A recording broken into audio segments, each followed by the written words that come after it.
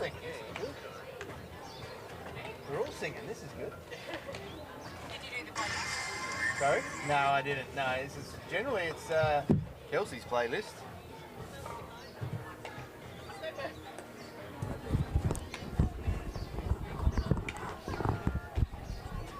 It's just one of those songs where you just can't help it. You can't, can you? Yeah. You don't even realise you're doing it. Luckily we have.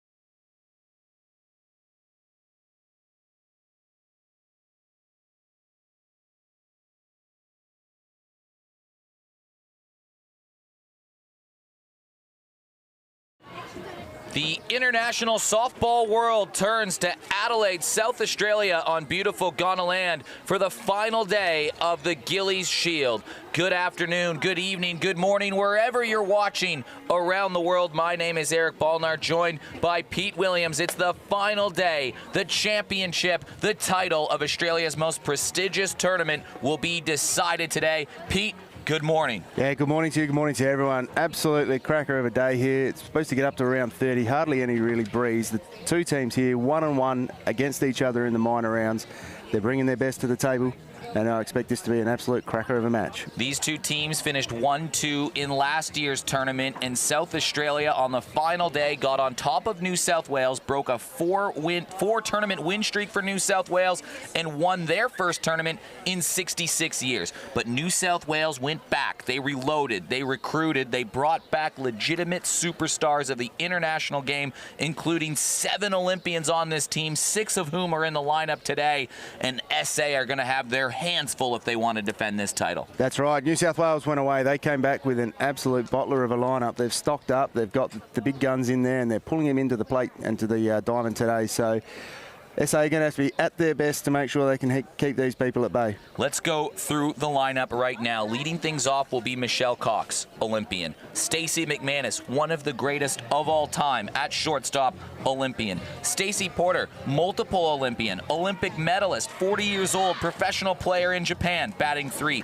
Taylor Titsakronis, Olympian and maybe the biggest rock star going right now in Australia when it comes to softball. Grace Rickson, 20 years old, emerging star from last tournament, is now batting in the middle of all of these Olympians because she might have been the best player in the tournament. Batting 5, Rachel Lack, Olympian, 6. Bree Trim, national team, 7. Chantal Ladner, national team, 8. And the pride of Wagga Wagga, Montana Kearns, batting 9. Pitching will be Kaya Parnaby, but what a lineup that is. That's a pretty dynamite lineup. They've come with one intention here for this first game, and it's to get that break in between this and a GF. So they want to put their feet up and rest. They've come with the big guns to start. South Australia's lineup, they've been tinkering with it all tournament long to find that perfect formula. Amber Hood leads things off. Hailey Benithan, one of the leaders in the tournament in batting average, 2. Belinda White, South Australia's Olympian, 3. Joanna Grauer, an MVP in the local comp and last year's winning pitcher, 4. Georgia Hood, college star at 5. Lana Kaesler, 6. Chelsea Robinson, national team, 7. And rising stars and Pippa Atkins and Sarah Tonkin round out the lineup, but they're going to have to get through one of the world's best pitchers in Kaya Parnaby in the circle. Yeah, Kaya's not done a lot so far, but what she has done has been very, very impressive. And this South Australian team, they've been up to it. They've been up to the challenges for 95% of the time. Today, they're going to have to be 100% of the time. Ladner in left, Lack at center, Rickson at right, Porter at third, McManus at short, Montana Kearns at second, Michelle Cox at first, Taylor Titsakronis at catching. Now, Grace Rickson and Chantal Ladner are smacking the ball around, so because of that, Michelle Cox goes to first, Porter goes to third to make room for them in the lineup. The stage is set. This is the 1-2 game. The winner goes straight to the grand final. The loser will await the winner of the 3-4 game, also being played right now. It's the double chance game between the two best teams in the tournament. New South Wales, South Australia. Parnaby versus Hood. Let's play some softball.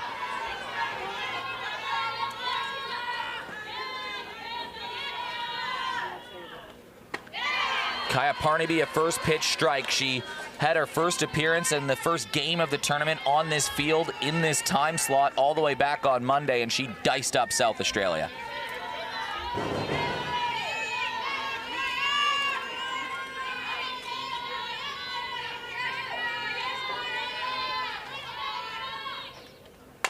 Put into play, over to McManus at short. First out for New South Wales. Yeah, good start there by New South Wales. Get the lead runner or lead batter out. Really set the tone for the match there. 8 strikeouts and 4 innings pitched for South Australia. She only allowed 1 walk and 1 hit in that game. Belle White, the only person to get on base for South Australia. Well, yeah, Hailey Benithan up to bat, and what a tournament she's had. She's had a cracking tournament. She's averaging over 500 here so far. 23 at bats, and she's had 12 hits.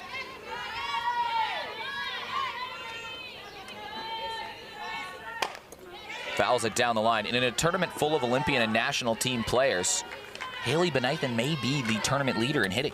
Yeah, she's really up there. She's definitely up and around the mark. She's, as I said, she's had those 12 hits. She's had 9 singles and 2 doubles. And she's batted in 9 runs so far, so it's been pretty impressive. Benithan, playing college softball right now, came back for a couple of tournaments to represent South Australia. The first was the under-23s. Someone that patiently waited a college offer, didn't go right out of high school, waited a couple years, worked in the softball office, won a couple premierships with their local club. An all-around softball girl who has now developed into a legitimate star for the Stars. Takes a pitch up high. Yeah, she hasn't come as a surprise to the South Australian contingent of fans here. They know what she can do. They've seen her perform on the local league when she's been here, and she's definitely one of the up-and-coming young players for South Australia, that's for sure. She'll be on the short list for player of the tournament, batter of the tournament, and certainly rookie of the tournament. Oh, absolutely. Her performances through here has been amazing.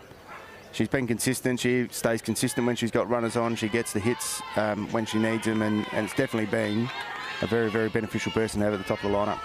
Kaya Parnaby has her, though, on a 1-2 count.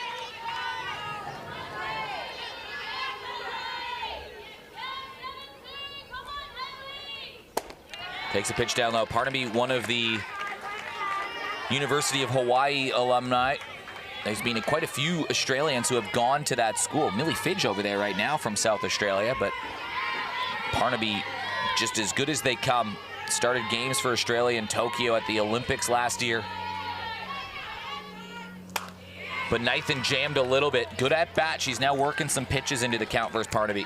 Yeah, and starting to feel the ball on bat early, which is the key thing. Although they're going foul, she's getting the feel of it. She's getting the feel of the pace of the pitches, and she's making sure that she's making every bit of those pitches count in that box.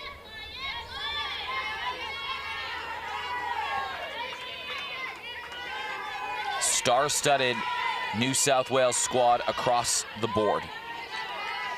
But New South Wales are playing the defending champions on their home ground in South Australia. Pitch on the outside, and that would have been a tasty one. But Nathan just lays off it, and she's worked her way back from 0-2 to a full count. Been a good at bat this, very patient.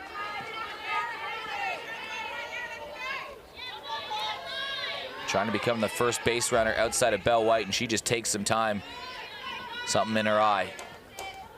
Howling winds have been the story of this tournament, and now there is not a lick of anything in the air. It's perfect conditions here, absolutely perfect.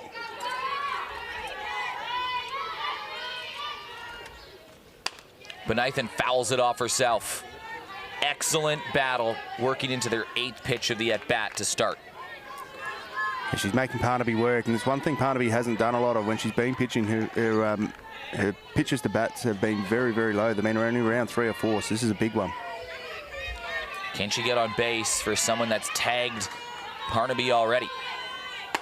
Takes a pitch up high. What a plucky at-bat from Hailey Benathan. And her stellar tournament continues. Yeah, this is quite impressive. Obviously, very impressive getting up to that first base is a key with the lineup coming behind her. South Australia played New South Wales in the first game of the tournament. New South Wales won 7-0. South Australia had 1 hit and 1 walk. They were their only base runners. Both came from Belle White. Australia's Olympic catcher that would have caught Kaya Parnaby in the Olympics, and they were together overseas for a month, being on national teams together. If anyone from any other state is familiar with what Kaya Parnaby can do, what she thinks, what she throws, it's one of South Australia's greatest athletes, Belinda White.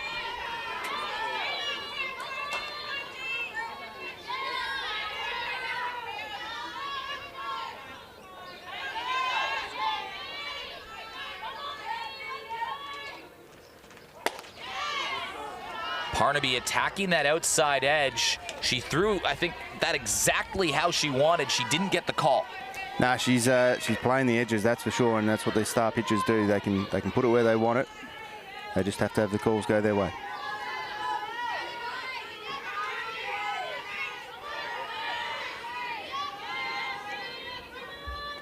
White swings that one up the middle, and it finds a gap. But Nathan holds up at 2. And Parnaby's been untouchable this tournament. The only person that's really got to her is Belle White, and now South Australia have runners on 1st and 2nd. Yeah, it's a good start for SA. They've got their 2 and 3 out on the bases, and they've got Jo Grauer coming up, who's known and has been known to hit some big ones, so handy start. Jo Grauer, 4 years at UCLA. She spent some time with the Swedish national team and then moved to South Australia 4 years ago to play softball at Port Adelaide Softball Club. Swings at the first pitch. In that time, she helped take Port Adelaide from a team that didn't win a game 5 or 6 seasons ago to making their first grand final in March and winning that grand final. She's the pitcher, she's the star, she's the hitter. She's already won a best and fairest in South Australia. She's not an import in the sense that SA flew her in. She is well and truly a local now. College star versus college star going head-to-head right now. Grauer gets a piece of it. It's flaring over towards left field, but Stacey McManus tracks that easily. Good jam shot from Parnaby. 2 down. Yeah, she got it up there, got it in tight on her, and she couldn't really extend the arms how she wanted. And shortstop made the move over Stacey McManus and took that comfortably. South Australia returned 10 players from their national championship last year, and they got some improvements of their own, one of them being Georgia Hood, who returns to the Stars lineup, just 21 years old. Right now playing college softball at Pensacola in Florida. And Amber Hood's come out to run for the catcher Bell White on first. Sisters, the Hoods from Mount Gambier. South Australia pressuring early. Hood chops at one. It's flaring into a tough spot. It drops in fair. South Australia's going to score an early run.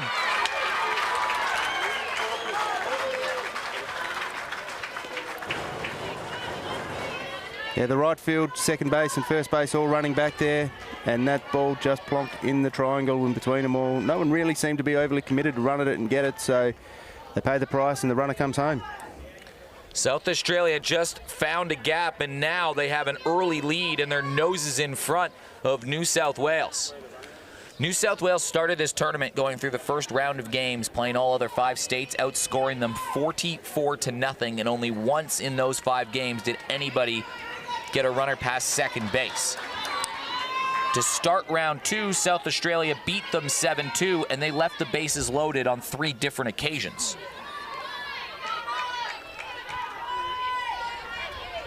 Lana Kaesler had an injury on day 2 of the tournament, missed all of day 3, returned yesterday. And I could have told you that Lana was never gonna miss finals day. Nah, no chance at all. She's going all right. She's over the 300. She's hit 3 in already in the tournament, so she'll be looking to advance and bring a 4th in. Parnaby needs time. South Australian team, I think they've improved as the week's gone on as well. That first early on, obviously a bit of nerves, some errors in that first game against New South Wales, and as they've sort of gone through the tournament, they've actually tightened up a lot in the defence, and that's definitely been a big help to them winning more games. Parnaby, before this inning, had just allowed 1 run in their 15 innings of work. Flared up over towards third. Porter makes the play.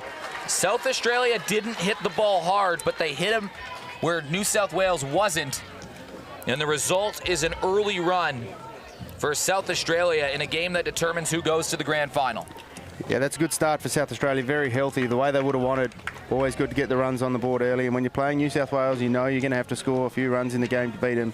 You're very, very unlikely to hold them to very little runs. So 1 won't be enough. They're going to have to keep going, you'd imagine, but they really need to get on the defence early here.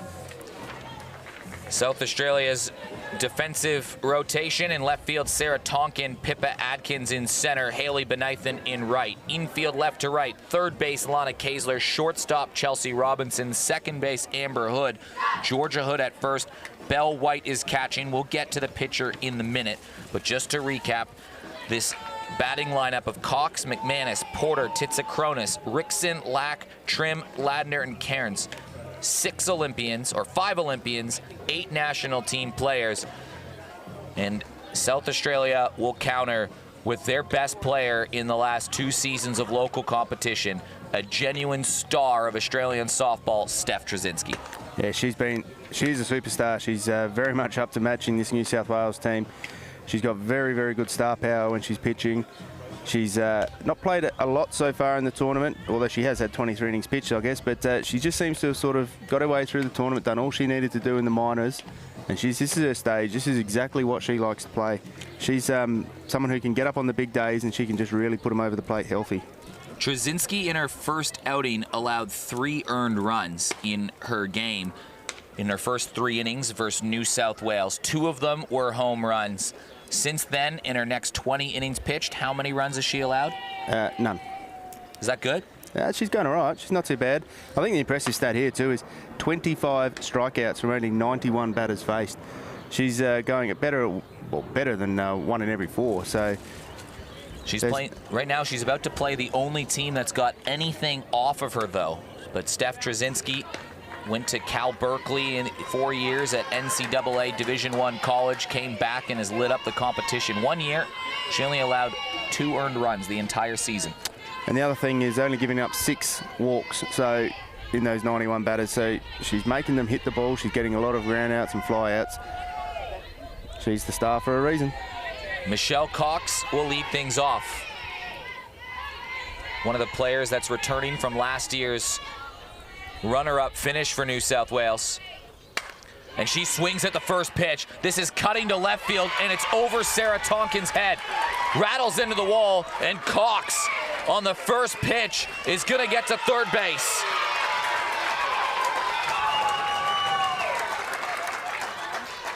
Over Tonkin's head, and then there might have been a bit of a bobble from Tonkin on the fence. Here's a look at the Easton replay.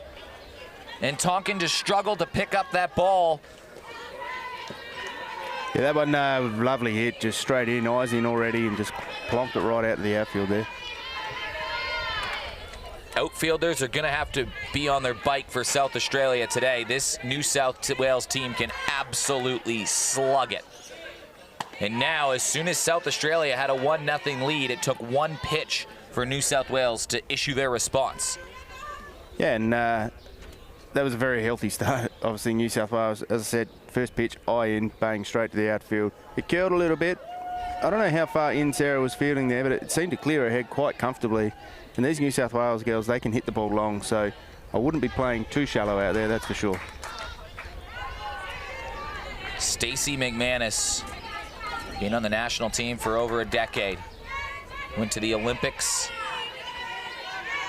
Has been a highlight reel at shortstop. She has a shot jam. That white fall as well. That drops in.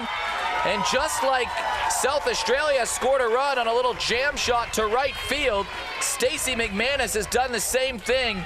And just like that, we're all square. Yeah, a little punchy there, just over the first base head of Georgia Hood. Amber was coming in from second, but just fell in that gap nicely. And the runner, as soon as they realised it was not going to be caught, they were off.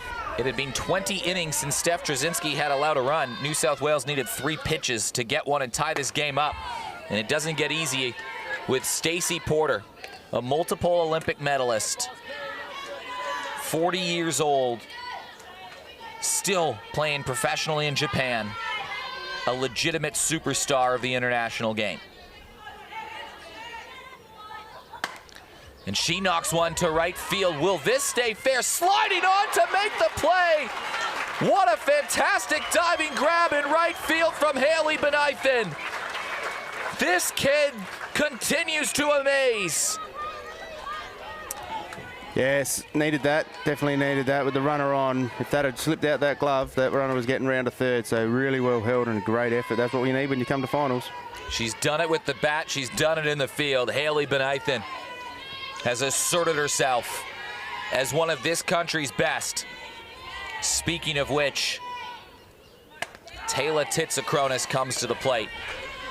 You and I had the pleasure of calling a New South Wales game earlier in the tournament. Titsakronis, first at-bat single, second at-bat triple, third at-bat home run, fourth at-bat hitting for the cycle. She put it over the fence, 4 for 4, 5 RBIs, 2 home runs, single and a triple.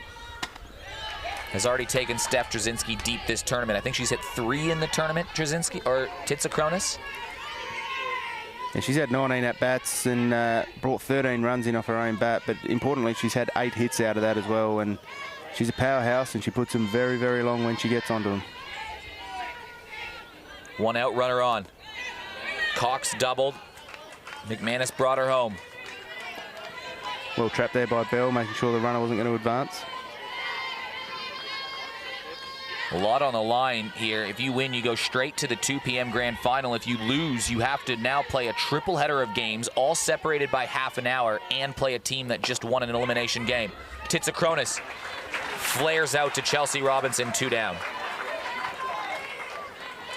Yeah, she just looked a little bit checky on that swing there. Just came in a little bit slower, and she ended up just plonking it straight down the straight of the shortstop. Yeah, Pete, we've been talking about all these Olympians and national team players, but the 2 players that may be candidates for player of the tournament, one of them, Haley Benaithen, 21 years old in right field. The other one, 20-year-old Grace Rickson out of Newcastle, was the rising star, the rookie of the tournament last Gilley Shield. And now she's competing to maybe be the best player in the tournament. Yeah, well, how are these for some stats? 24 at-bats for 11 hits, 6 singles, 4 doubles, 1 triple, 14 runs batted in. Is that good? She's going okay. Trzynski gets her to chase 103 kilometers an hour. That one comes in. I think the important thing with her is it's not just being her actual game with the bat. She's had a few goes at pitching. She's had really strong in the outfield. She is a superstar of the future, this kid. Jams one to center field. That one's going to fall. It's another hit for Grace Rickson. And all of a sudden, New South Wales pressure continues with runners on first and second. And Rachel Lack, who's already tagged Steph Trzynski for a home run this tournament, coming to the plate. And Rachel, probably the leading batter for New South Wales in terms of average. She's had the 16 at-bats for 8 hits, 4 singles, 2 doubles, a triple and a home run. So only the 6 runs batted in, but she is definitely the nice person to have coming up right now when you've got runners on 1 and 2. Relentless lineup that scored a lot of runs throughout the tournament. A lot of her hits have gone out centre-left sort of way, and the home run was straight over the Bob Burns blind size of the fence, so be fielding back a little bit on her here. Tries to go off speed. That one coming in, the changeup at 83. And the difference today, you're saying there's no wind. The flags show there's a little bit of a westerly, and compared to what it's been, it's obviously you're hardly feeling. It was a gale almost from the south every other day, but now we're blown out to the west, which is going to push the balls to the fence. It is a deep park, 230 feet to center field.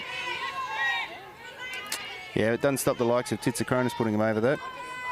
Yeah, you need to take the fences back another 20, 30 feet to even have a chance. Rachel Lack to center field. It's an awkward one, but Chelsea Robinson takes command and makes the play. South Australia scored 1 run in the top of the first. It was an RBI from Georgia Hood on a little nub shot to right field. Stacey McManus does the exact same thing for New South Wales. It's a great battle between 2 of the country's best pitchers in Parnaby and Trzynski, but both teams have scored a run off them in the first inning. Yeah, both pitchers showing their class, probably just warming into their game, but neither would be happy to have had a run scored off them in the first innings, that's for sure. Ironically, we've just seen, as you said, the ball just flopping over the first base head is what scored the runs, and they've sort of been mishits that have got there, and these 2 teams are capable of hitting them really strong and really deep. That's where I would expect most of their runs are going to come from today, not these mishits. But when you go up against 2 star pitchers like this, they will bring the mishits on. I think the other element of this game, we talked a lot about pitching, we talked a lot about batting, but both teams' defense has been solid all week, hasn't it? They have been. As I said, South Australia early in the week, early games, they were making a few errors, doing a few things, and sometimes it cost them, sometimes it didn't cost them. Definitely cost them in the first game against New South Wales. They got the runs on the board and it was too hard to pull back. But as the week's gone on, their defence has got stronger and stronger, and they've really stepped up to the plate. New South Wales only had 2 errors up until yesterday morning. They put 3 across yesterday in one game pretty much, so they'll be disappointed with that game, even though they won it, and they'll be coming back here hoping for a 0-error day. Chelsea Robinson, Pippa Atkins, and Sarah Tonkin due up. A handy 7-8-9 for South Australia, just like New South Wales has. Both teams brought 6 to the plate in the first inning. Both teams scored a run with a little RBI single to right field, and both teams will start 7-8-9 with national team pitchers going against them in the second inning. There's not much between these teams. There's not a lot. Chelsea's played every game but 1, so she's definitely got her eye in by now. Robinson had a couple decisive at-bats that driven 3 runs total versus New South Wales. Her first time, or in the second game versus New South Wales in South Australia's 7-2 win. She's behind 0-2 to Parnaby. Interestingly enough, they were the only 3 she's batted in.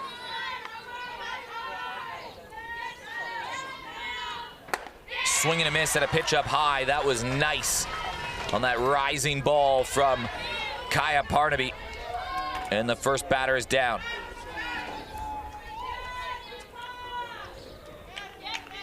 Pippa Atkins, South Australia's only left-handed bat.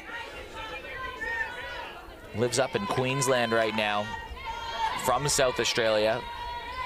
Played her entire junior club career here. Couple years at the senior level. Studying to become a doctor right now at UQ. Smart kid.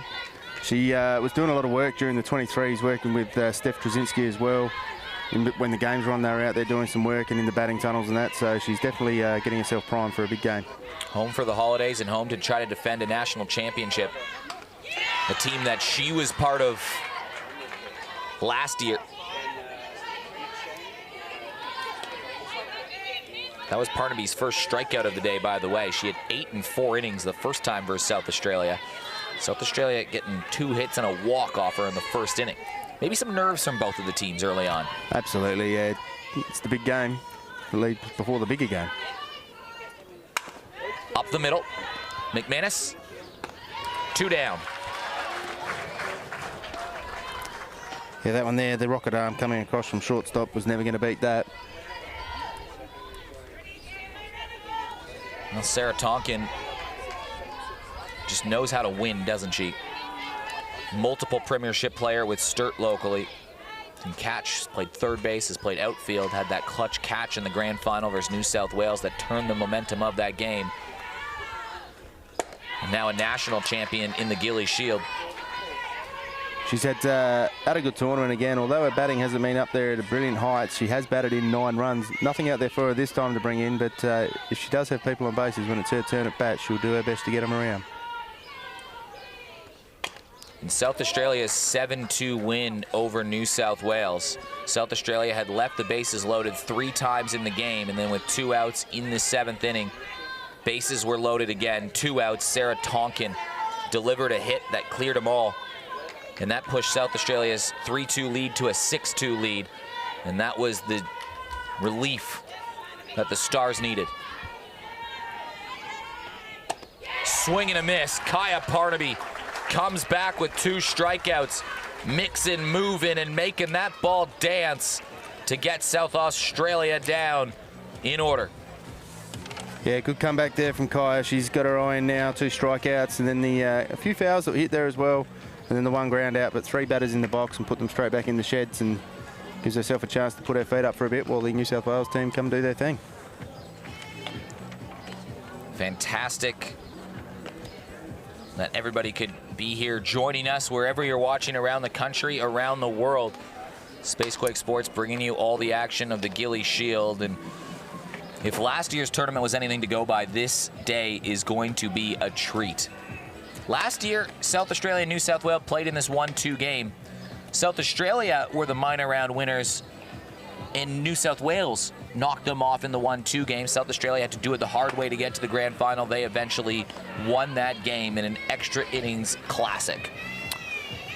Yeah, it was a big moment for South Australia back then, pulling off and breaking a record drought, and in the interim holding off New South Wales from just continuing their run. New South would be dirty at that. They would be absolutely dirty that that run was broken, and they are back here with full strength to get it back. They were quite clear on who the favorite was in this tournament, and it wasn't them, despite having 7 Olympians on their squad. South Australia are the national champions, and that means one thing: you're the best in the country. They said they respect everybody but fear nobody. It's a New South Wales attitude, that one. I like it. Trim straight up in the air. That ball coming dangerously close for us underneath the Jill Williams Pavilion. I've got faith in you to take them if they come this way. You're putting faith in the wrong guy, my friend. Bree Trim spent the last 4 Gilley Shield with Victoria. She is from New South Wales, was sort of a lone player to Victoria, and was the captain of the Victorian squad last year. She's put a few big ones out to the fence as well, so she's already got the home run to her name and had some big hits last night in the last game against Queensland, so she's got her eye in as well. She wants to be a radio personality. We got to get her on one of these commentary booths. Pitch on the outside for Jasinski.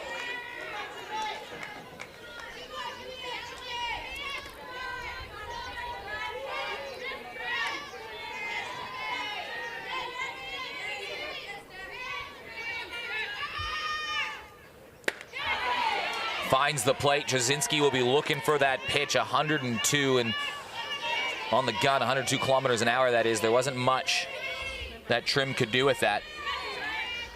One of those players like South Australia's Chelsea Robinson that went over to Tokyo with the national team, didn't make that Olympic roster, but was right there in the mix. Fouls one away. I'd say still the experience of going over there in the training and the lead-up would have been well worthwhile and a hell of an experience for any person that was in that squad at the time. Georgia Hood on South Australia went as well. 2 balls, 2 strikes.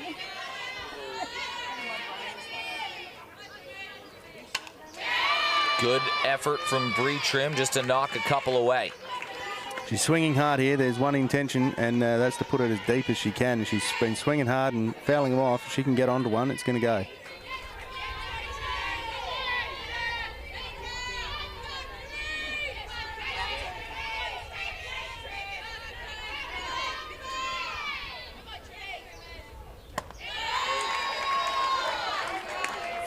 Full count. Trzynski has been around those Aussie Spirit programs for a number of years too. She's been hampered by arm injuries. She's had a number of them over the last few years. She's still very young, Steph Trzynski. Only, what, 24, 25, somewhere in that mix? Trim rockets one to left field, and it's a base hit and a leadoff runner for New South Wales. It's a good start again. The lead-off last time got the triple, this time got the single. Getting runners on base with none outs is a very handy thing to have in a tournament like this. Chantel Ladner was originally a pitcher, then she was a hitter out of necessity because New South Wales had so many pitchers, and now after last year's fantastic tournament, she was a pitcher again, and she's been sort of the number 3, number 4 for New South Wales during this tournament. Started the championship game last year for the Fire Stars. Yeah, she pitched last night as well, and she pitched a few games through this tournament. It's been a handy 3rd or 4th stringer, as you said. So 2 years at Salt Lake College and 2 years at Utah in NCAA, around the same time that Steph Trzynski was over at school, from 2016 to 2019. So these players would have faced each other in Pac-12 play.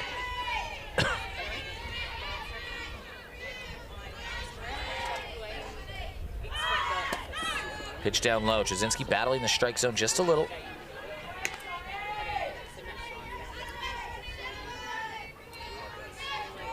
yeah, Trzynski, she's got that rocket arm. That right arm is worth a bit of coin at the moment. She's doing a really, really good job with it.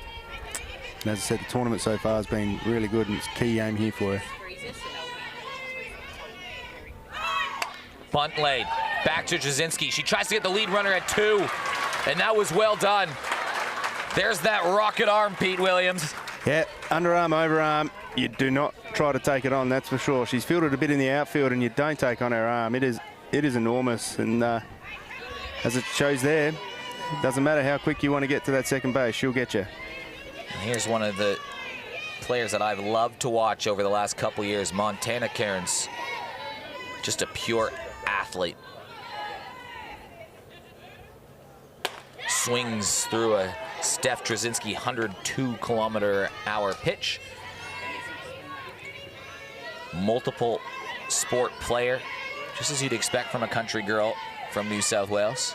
Yeah, we said the other day she's from the good sporting country.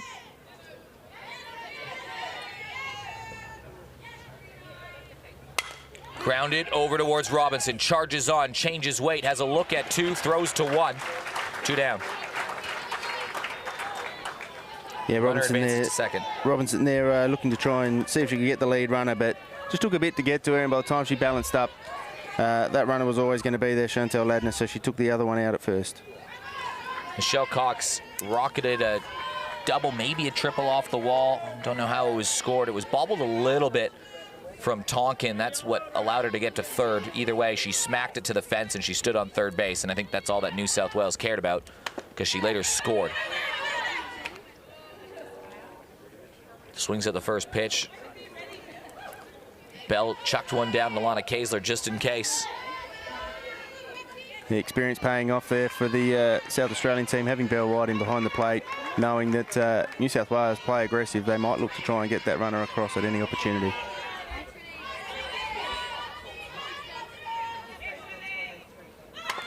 Lays down the bunt down the line. She's got some speed. I like that play. Infield was playing back, but now there's a couple strikes on Michelle Cox. No balls, 2 strikes.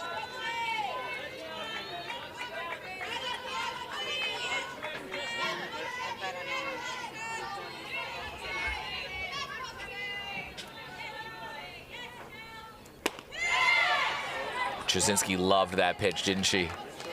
She did. She had the little wry smile at the end when she came through. I think she thought she might have had it and gave the little nod and walked back. Well, she hit her spot. She's either trying to get Cox to chase on a pitch that was just sort of a junk ball. Could have been called down low, and this is a good battle between two teammates at the national level. And a key go-ahead run, standing on second in this 1-2 game.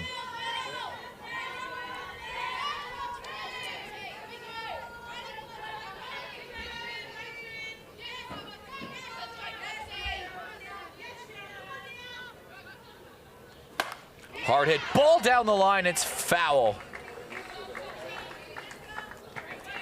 Yeah, South Australia will be trying to get out of this here and try to get this third out and keep the score at 1-1. These teams have played now in the last 3 grand finals against each other. All of them have been decided by the smallest of margins. A Rachel Lack home run decided one. A dramatic lights out, literally lights out game where the lights went out for 2.5 hours. Extra innings win for New South Wales. And then last year, SA finally got on top in extras. There's no margin between them. Cox fouls it away, and what a job working back from 0-2. 2 balls, 2 strikes, 2 outs. Runner on second here in the second inning.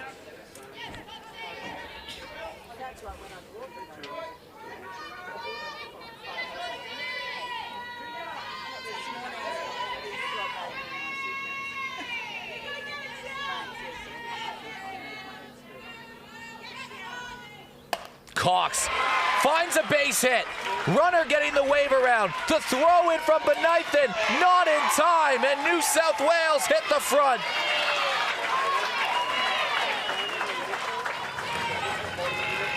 Yeah, that's a nice piece there. First base playing quite over on the line, and they split the gap between first and second, hit it out there, and the runner was off, was never holding up at third, and on the arm, got there safely in the end, and takes the lead now, New South Wales. Second hit of the day for Michelle Cox, and she worked back from an 0-2 count. And New South Wales have an early lead.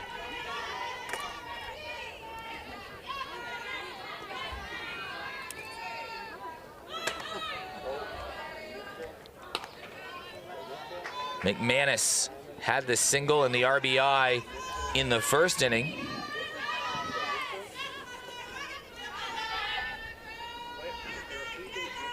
Just a base hit to almost first base. It just dropped over the head down the first base line of Georgia Hood.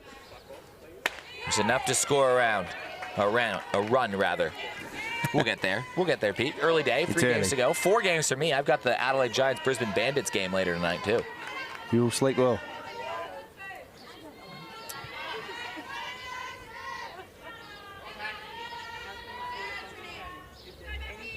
McManus, dribbler to Trzynski. Michelle Cox drives in another run. New South Wales take a 2-1 lead after 2 innings. This is the 1-2 game. The winner goes straight to the grand final. The loser will play the winner in the preliminary final of the 3-4 game happening right now back on Diamond 2. Spacequake Sports is streaming that game as well. Your score update, drum roll please. Maybe you started that too early because I just am looking. Here's to Western Australia taking on Queensland. Queensland are winning 8-0 in the top of the 3rd. Queensland, if they can hold on here and they get the Mercy Rule win, they might have an hour and a half break. And then they'll have to play the loser of this game, who will probably be on a half-hour rest, with Queensland all the momentum feeling good if that score holds. That's right, coming off a win leading into this. Queensland, over the years, they've never been far away at the Open Championships, and they haven't had the best start. They've sort of just been around about, but if they can put their best on today, they'll absolutely go hard and a long way. Right now, smashing it in the game that they had a shock loss to Victoria last year in. Back to the top of the lineup. What response do South Australia have? Down 2-1 early. Amber Hood leads things off.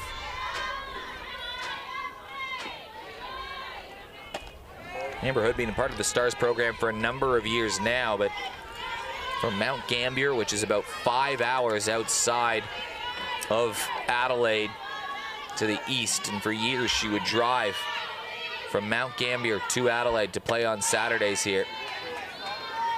Interestingly enough, Mount Gambier closer to Melbourne than it is Adelaide.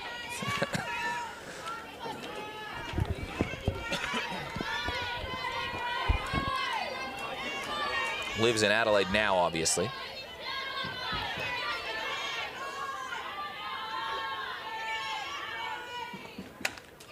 Hood stays with it. One of the trickiest outs in the competition. A lot of walks, great eyes. She had that really good first at bat as well, so took a few pitches, made the most of it.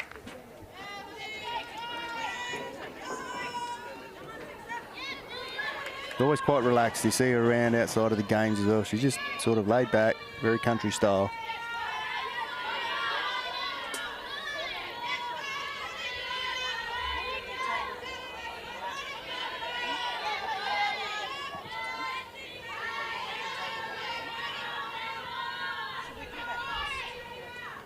Parnaby delivers, that goes up high.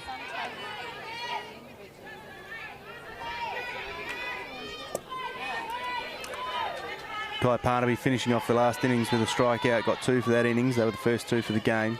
Should be looking to improve on that number. Put into play, Porter. Oh, she makes it look easy. It was a high throw, but Cox got down in time to make the play. Get a good look at this on the Easton replay.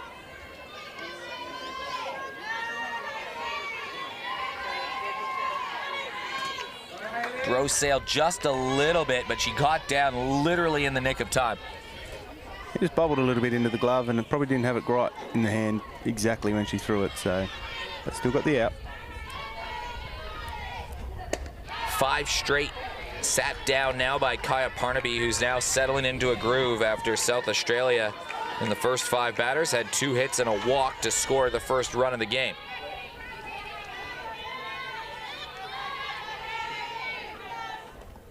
Did that hit her? Yeah, I think it did. Or was that off her hands? Yeah, it was off the left hand, I think, on the bat. So just checking her swing and clipped her on the way through. Titsakronis quick to point it out to the umpire as well. She doesn't miss much, Taylor Titsakronis.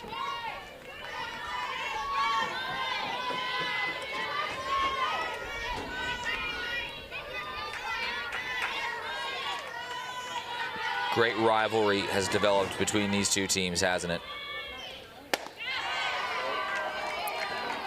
And they've traded shots as of late. You think back to the start of last tournament, New South Wales wins game 1, South Australia game 2. In the 1-2 game, New South Wales win, South Australia wins the grand final. This tournament, New South Wales win game 1, South Australia wins game 2. Called out on strikes on a nasty pitch from Kaya Parnaby that just buckles beneath, and that coming in at 103. Yeah, it looked like it probably got on the inside and she wasn't quite ready for it. Wow. It turned in nicely. How do you hit that? You don't. You don't. You sit and look at it and hope you get the right call. Bell White had the single, got stranded at 3rd in the first inning.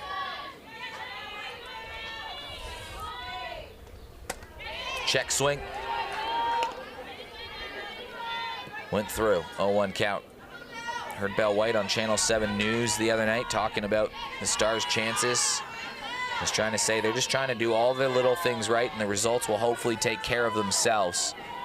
Defense first, find some offense, and they'll need it versus Kaya Parnaby.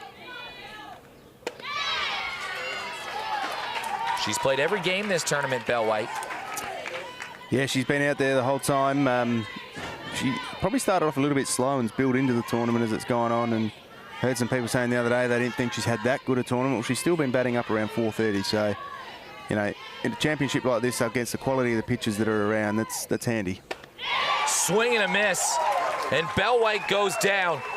4 strikeouts the last 2 innings for Kaya Parnaby, and she has really picked up some momentum now. Yeah, starting to get on top of the South Australian lineup there now. 6 batters in a row and 4 of them struck out. So she's starting to find her groove, and now South Australia have to rebuild and make sure this defence sticks up. As I said, they've been working on it. They've been really good on it. And they've got to make sure that this powerful New South Wales lineup don't score too many more. Momentum is now on New South Wales' side. Steph Trzynski has allowed a run in every inning she's pitched versus New South Wales so far, but just 1 for each of the inning. 1 in the first in her first game, 1 in the second, 1 in the third. And in this game, only a couple balls smashed. Most of them have been kind of soft contact hits. Those are the 2 RBIs, at least, with Cox and McManus.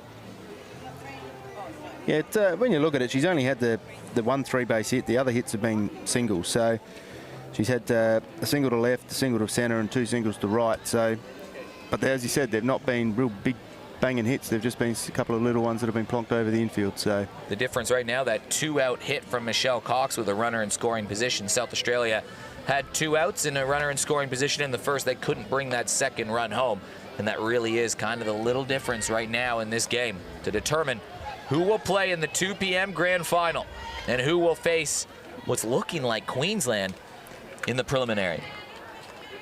They've got down the foot down early over there, Queensland. Porter, Titsakronis, Rickson, due up. Tough.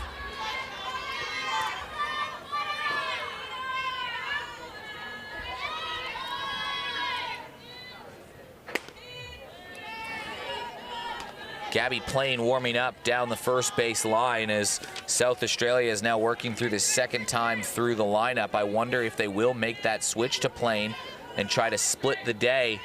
A few innings from Parnaby, a few innings from Plain, and try to do the same in what New South Wales game plan would be is win this game and then win the grand final and only use a couple pitchers in the split time in both of them.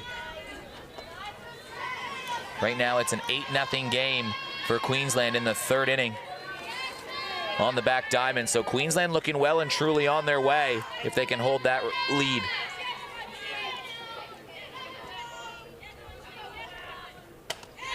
Trzynski with a pitch up high.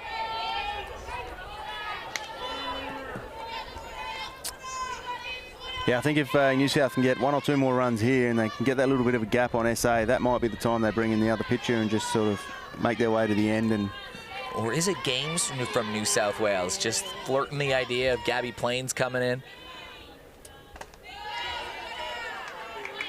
I saw it the other day, Queensland against the team did it. They had a person warming up for 2 or 3 innings and then they just rolled someone onto the diamond straight off the dugout. Had not been warming up and completely took the opposition out of the thinking process of that's who's coming. So wouldn't put it past New South. They got lots of tricks up their sleeve. Porter fouls it away, brings up the second strike on her. New South have got the lead runner on in all of their innings, and they've scored in each of their 2.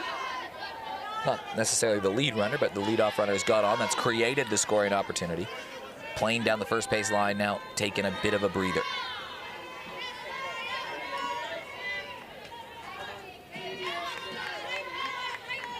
Trzynski versus Porter.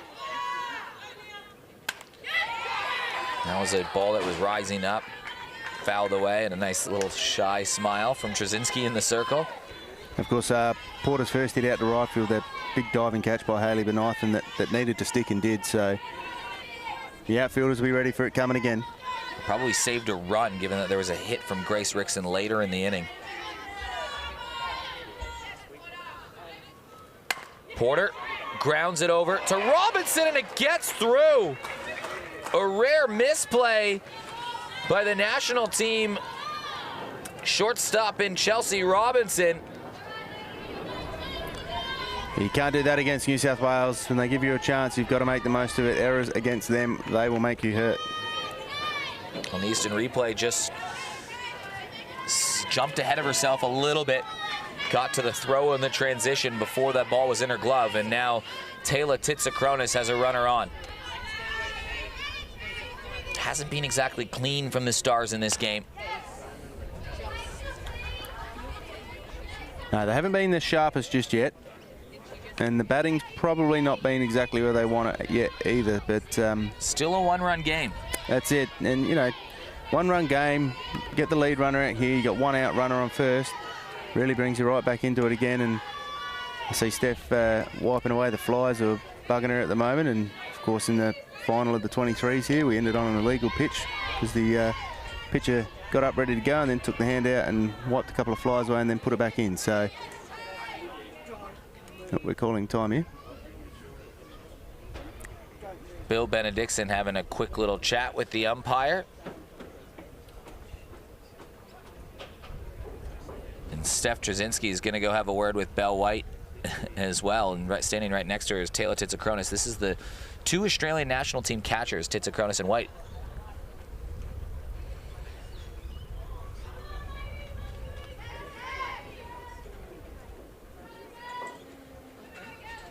Not sure what that was all about, but Bill got his point across and said thanks as he walked off. So obviously an outcome that he wanted for something.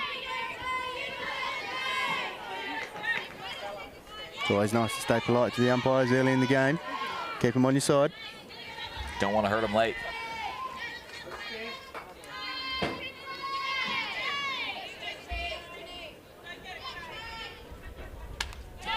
Titsakronis can get to that pitch up high.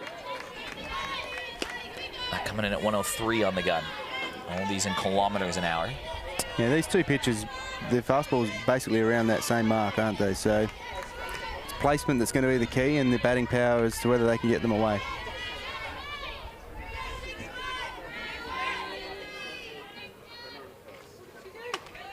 Third time today, New South Wales with their lead runner on. This time it was because of an error.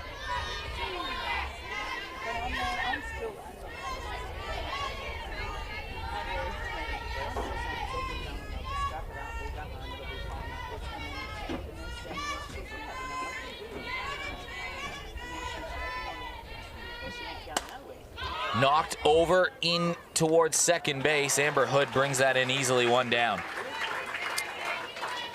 Yeah, it was nice that. It's, as I said, that 1 out runner on first now, so they've sort of got themselves back into a reasonable position here. Just having a look over on the Diamond 2. Queensland now out to a 12-0 lead in the bottom of the 3rd. And it's, what is it, 15 after 3? 15-3, 10 at 4. Yeah, so Queensland are about to smash it and get a huge rest. That is a massive, massive advantage. They will get to rest for, I mean, that game's supposed to start at 11:30. If they can wrap that up in the next 20 minutes, they'll have over an hour break to get fed, focused, and ready to go. Well, this team will come off the diamond and have to play a game straight after whoever loses this game. Well, we saw a game here last night and went for just over 2 hours and ended in mercy. So they can drag out these New South Wales games because they do get plenty of hits and plenty of people on. And if South Australia can match it and keep that score close, this could go for a while. We're already 50 minutes in, so. And we're not through the 3rd. That just increases importance on this game, because you'd think that Queensland, with the momentum and feeling good, may have a bit of juice on their side. And the other thing is freshness. I mean, Queensland are at a point now they can probably back off over there and rest their guns, get them ready for the next game type thing. And SA and New South have both got strong teams out here. Rickson knocks one to left field. Tonkin moving back. It splits the gap. Runner's going to get the wave around 3rd. Here comes the relay. There won't be a play at the plate. And Rickson's going to go to 3rd and knock in another run. 2 hits on the day from Rickson. Her incredible tournament continues. It's 3-1 New South. Yep, that's error costly. The errors just scooped themselves around the bases, and I said New South Wales will not let you have a chance. If you give them a slight error that gets them on base, they will push them around, and they've just done it there. And South Australia's outfielding. This split the gap. Grace Rickson making a case to be player of the tournament. She has been as clutch as they come. RBI to McManus in the 1st, Cox in the 2nd, Rickson in the 3rd, and just systematically New South Wales have built up a multiple run lead. Yeah, it's not going to be easy for the people in charge to pick the most valuable player of the tournament, but I can tell you right now, Grace Rickson's name would be right up there, that's for sure. Well, Steph Trzynski coming out of the game and entering to try to keep this a one-run game is Joanna Grauer.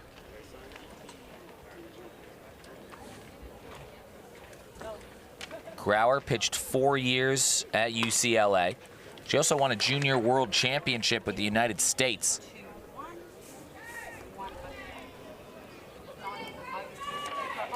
So Trzynski's day comes to an end, allowing the 3 runs. The error did not help her there. Wonder if the plan is obviously to get her off, get another one on, and then use her in the next game. Yeah, I mean, you now have to start thinking about those scenarios. If you don't come versus New South Wales, who are you going to throw in the preliminary final? And you'd think you'd want to just keep Steph as fresh as you can, because you might need her versus potentially Queensland if you don't hold on in this game. They're still going to Yo Grauer. They also have Georgia Hood and Jade Peterson to use, but Grauer and Trzynski sort of alternate. You could, depending on who you ask, you're going to get a different response of who South Australia's ace is. Is it Grauer or Trzynski? And there's not really a wrong answer for either of them. That's right. When Yo Grauer came over here, she added the stocks to the pitching, or added to the pitching stocks in South Australia, and she's put a very, very good start to her career here in Adelaide, and pitches extremely well. She's very quick. I'd imagine she'll be somewhere around the same, maybe, as Steph. Can she hold? And this is a big win for New South Wales, because now they get a good look at Yo Grauer, who, if New South Wales win and this holds and South Australia get to the grand final, if they play each other again, no matter what the outcome is, they'll have now looked at her a bit more. That's right, yeah. They get a good chance to have a look at her now. You'd imagine the 2 pitches for SA come the finals is going to be Yo and Steph. So they've had a look at Steph. They probably already knew her. They're now having a look at Yo. This is a really, really big key moment for New South Wales for the day. Swing and a miss, and Grauer coming in at 104 kilometers an hour. Yeah, she leaves nothing when she's up there and she's pitching. She puts every bit of effort into it. Really, really broad, strong shoulders, so she gets through it nicely.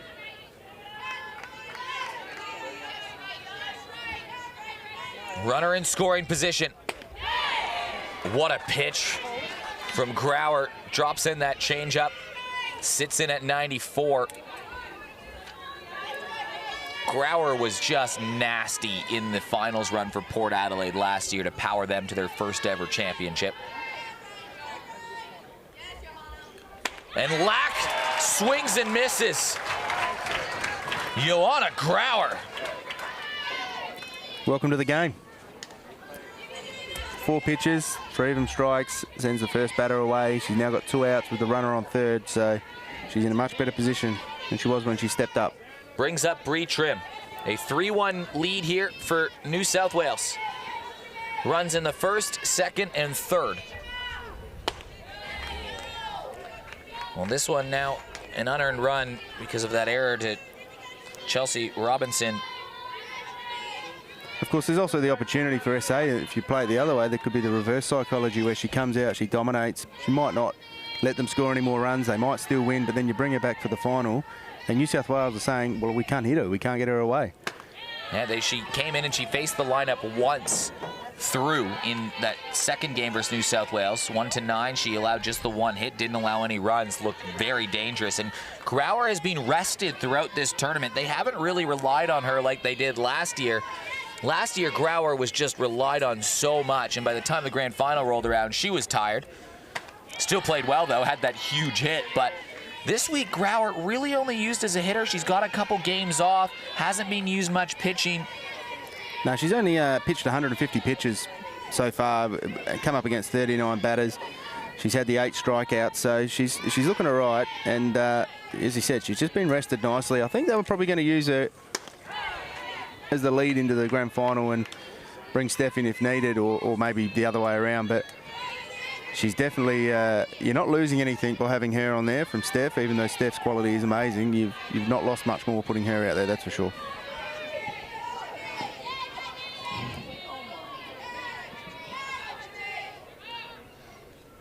Hard hit ball at the middle. It bounces off Grauer's foot and knocks into right field.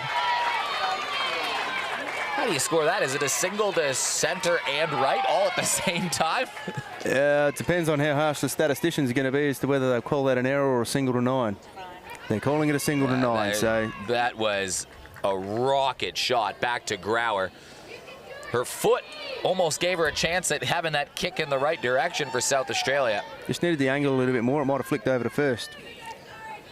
Here's Chantel Ladner.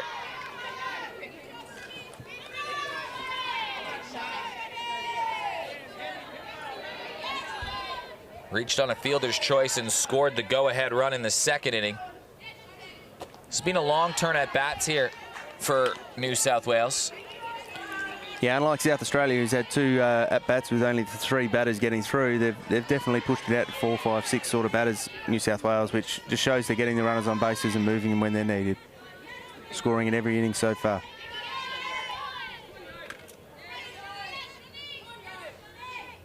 Swing and a miss on a pitch up high. Bell White had to dive back to stop the runner from moving to second. Multiple hits to Cox and Rickson have been the difference in this game. And it sounds like the way we've been commentating it, it sounds like almost New South Wales has been dominating, which it's only the 3rd innings and they're only a 3-1 lead, but it's not really a...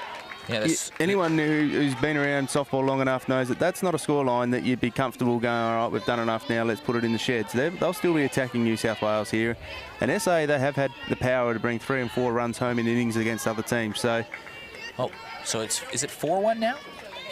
Did Rickson score on that last play? Yeah, Rickson came home, so it's 4-1. It is 4-1. Fouled up in the air. And diving on to try to make the play is Sarah Tonkin. We saw her make one of them last year in the final where she dove right up and she got almost right up off to the grass into the dirt up this end. And that one there, she probably just went a bit too far to her right and it sort of just held up a little bit. So no damage done though. In front on the count, 2-1. No, 1-2, sorry. It is over on the backfield. Queensland win 12-0. So Queensland now have at least an hour-and-a-half break before their next game. The game scheduled for 11:30. Queensland win 12-0. So now they get to rest some players, and the loser of this game, which right now South Australia in a tough spot, down 4-1.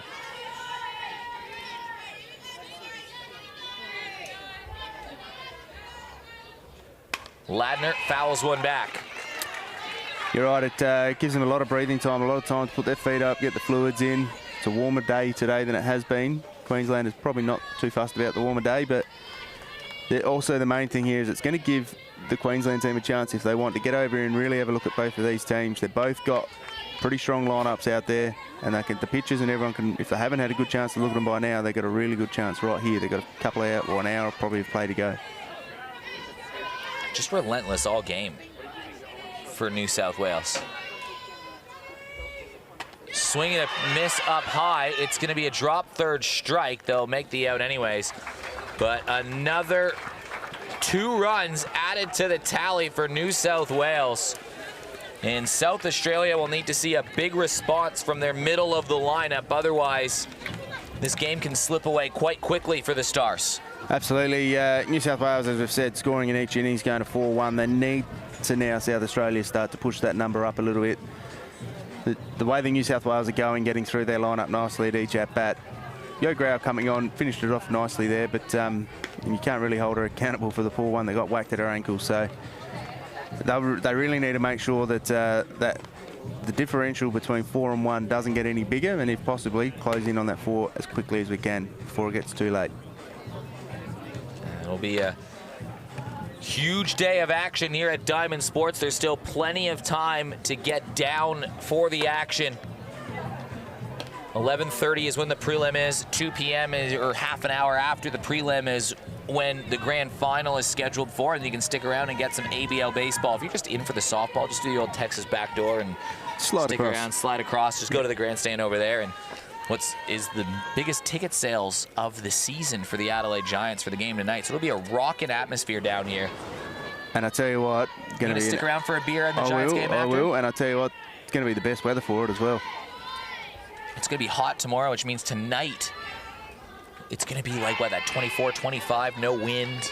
It's going to be perfect. It is. It is. Stars will hope they'll be drinking some champagne in the club rooms. They won't go home if they can get up. If they can come from this back and get up and win the flag or win the championship, they won't be going home tonight. That's for sure. They'll probably get home Monday morning. Yo Grauer leads things off. We saw Gabby Plain warm up, and now New South Wales have a few decisions to make. Do you go to Plain? Do you just keep riding Parnaby and hide Plain for the grand final if the score holds? There's so many moving parts to the dynamics of how you manage a day where could be a doubleheader, could be a tripleheader, could be in the grand final, could be in the preliminary final. Yeah, first and foremost, she's got to get this game done. And as we said, you know, a 3-run lead's probably not enough just yet to start putting the cue in the rack. But well, the Stars put up 7 versus New South Wales.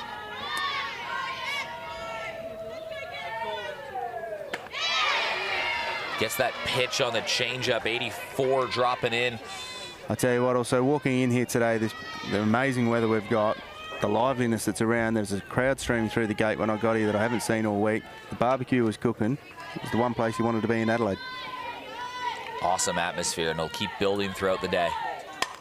Grauer up the middle. McManus has to move over. This is going to be a bang-bang play, and she's called out. It was a close one. The transition from McManus is quick. We're going to get a good look at it on the Easton replay. It's tough to tell at that speed. This will give us a good angle.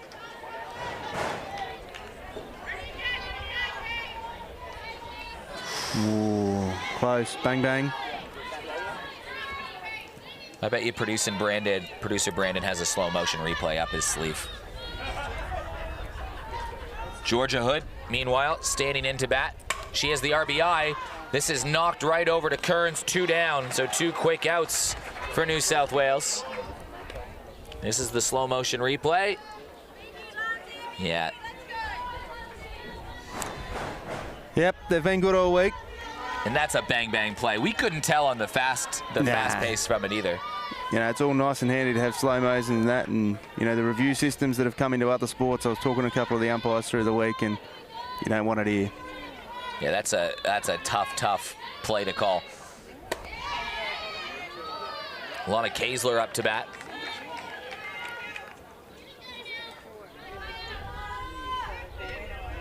Parnaby has been dicing up this South Australian lineup. She allowed 2 hits rather, and 1 run in her first 5 batters. Since then, she's now worked through the South Australian lineup with no hits and 4 strikeouts. 9 in a row, sat down. Yeah, and if Lana can't get on here, you're going to be looking at your 3rd straight 3-person at bat, and that's the power of New South Wales.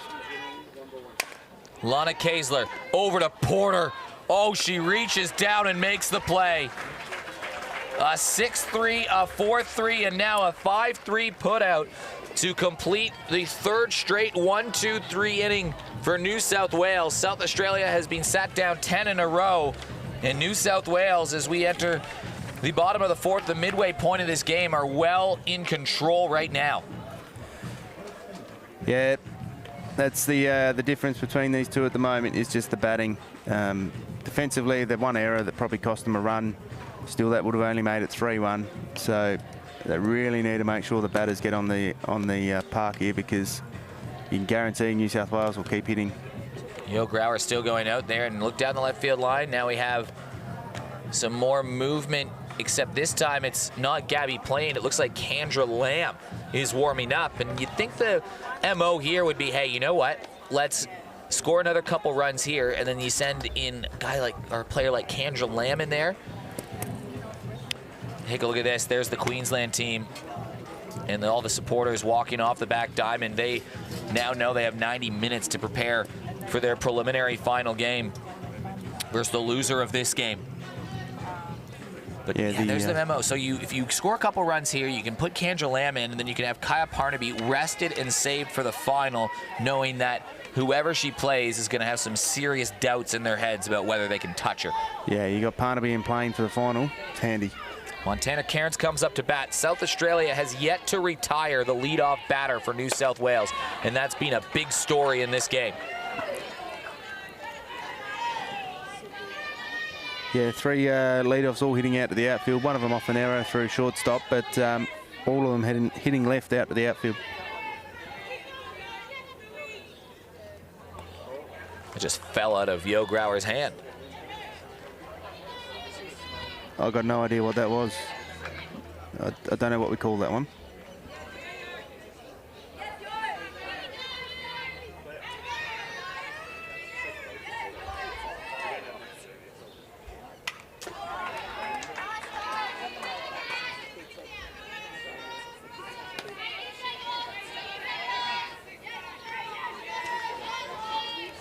South Australians still giving lots of support to their pitcher here, though. Still coming in, chatting to her in between pitches. So they're still up a little bit. They've just got to keep that positive mind frame going and hope that they can hold New South Wales out.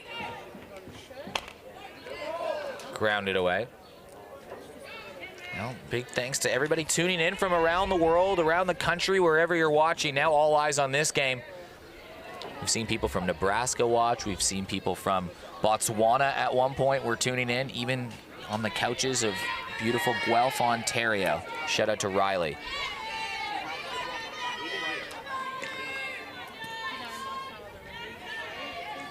Cairns battling away here, 2-2 count. Truly a global game. I'm sure there's people in Wagga Wagga watching Montana Cairns, including her 96-year-old Nan, cheering her on as she has been all week. That's been fantastic to see.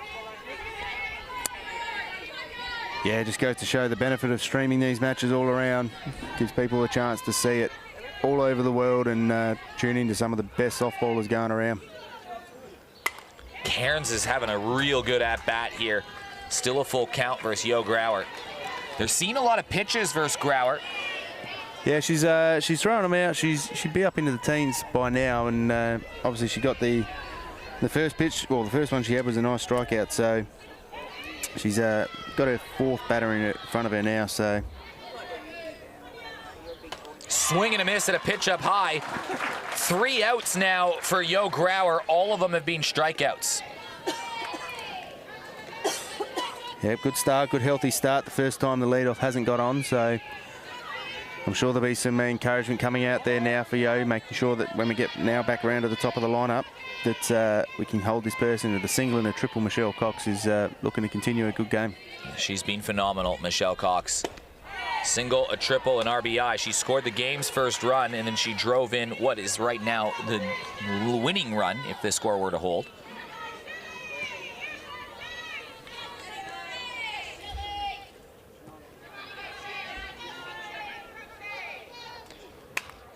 Cox fouls this one back. And it must be pretty handy when you're, you've got a team like New South Wales with the likes of Porter, Titsakronis, and then you've got Rickson who's going well and Lack who's leading their batting. It'd be pretty handy to be the 1 and 2 in New South. You know your job is just get out there. They'll get you around.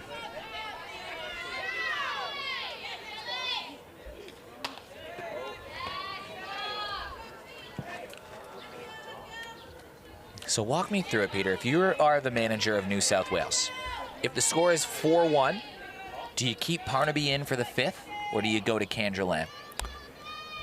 I would keep Parnaby in. I'd give her one more. Yeah, I'd give her one more too. I'm not the one paid the big bucks though, and KP, the coach of New South Wales, she knows exactly what she's doing. I'd probably give her one more. Just the fact that you don't have a mercy yet. You've only got to get 4 more runs next innings if you can, so you need to keep SA at that one, otherwise you blow your mercy out. You give her one more, and then the last 2 innings you can bring on a person just to hold it out for the rest of the match. And you can always go back to her if things start to get in trouble. Absolutely. I'd want to build a bit more of a leash. Yeah, I'd probably think she'll have 1 more innings and try and hold SA to keep him at that 1 run. She's done nothing wrong. She hasn't thrown a lot of pitches yet, I wouldn't imagine. I'll have a look when she comes back on, but she's and she's retired 10 straight. It's just if you've got the coffin or the nail sort of sitting on the edge of the coffin, you still want to just take that hammer and keep chipping away at it. She's only had the 15 batters face her for 49 pitches, so shouldn't be too fatigued just yet, I wouldn't imagine.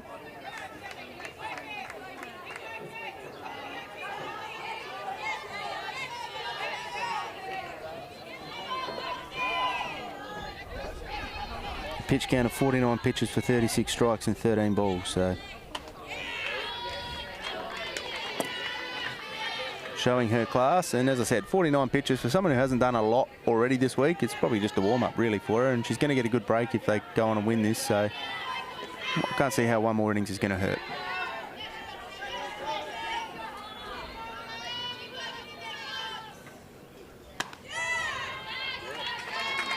It's a walk. So Michelle Cox continuing her excellent game.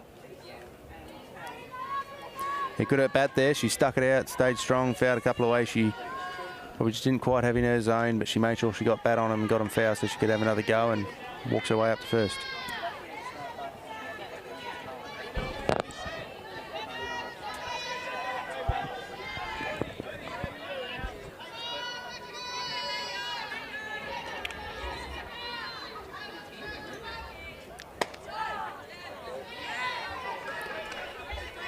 Don't think we'll be going to, if we go to another pitcher for SA, I don't think we're going to Georgia. Looking down the right field line, you've got Jade Peterson down there rolling the arm over, so very casual at the moment. I don't think it's anything too keen to get running out there, but she's definitely rolling the arm over, staying warm.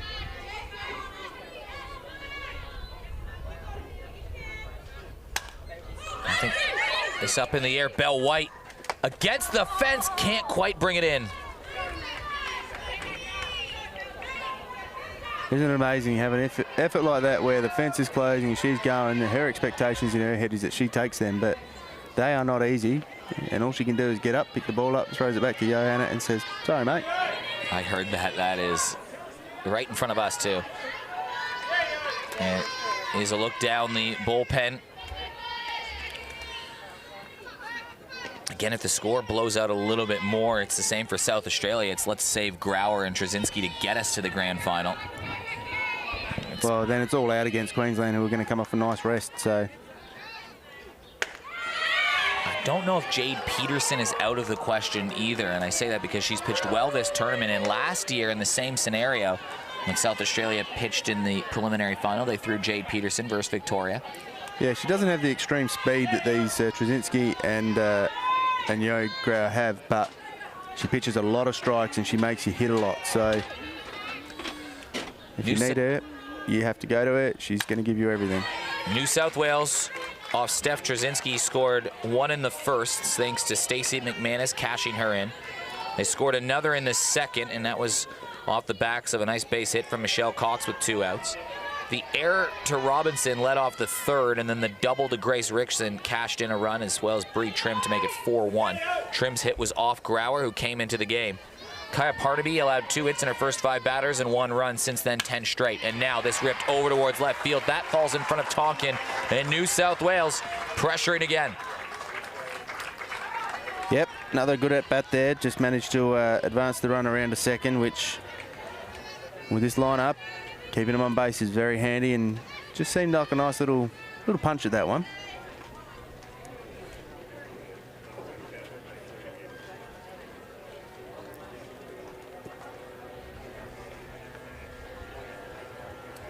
So Yo Grauer and Bell White just having a bit of a chat here. The rest of the infield come together as well to just pep each other up a little. And Stacey Porter rolls up into the box for her fourth turn today. Yeah, this is the heavyweight you would want in the ring when you have a chance to deliver a knockout punch. That's right. Apologies, it is third turn. So got on from an error last time, went scooped through the legs of Chelsea Robinson. South Australia still within 3. It is gettable. All you need is a hit and maybe a walk, a base run, and an error anyway. Get a couple on base, and then things put pressure on New South Wales. People do funny things with pressure, and South Australia can get back in the game. But the multiple Olympic medalist Stacey Porter can absolutely deliver a knockout shot and get this just out of reach for South Australia right here.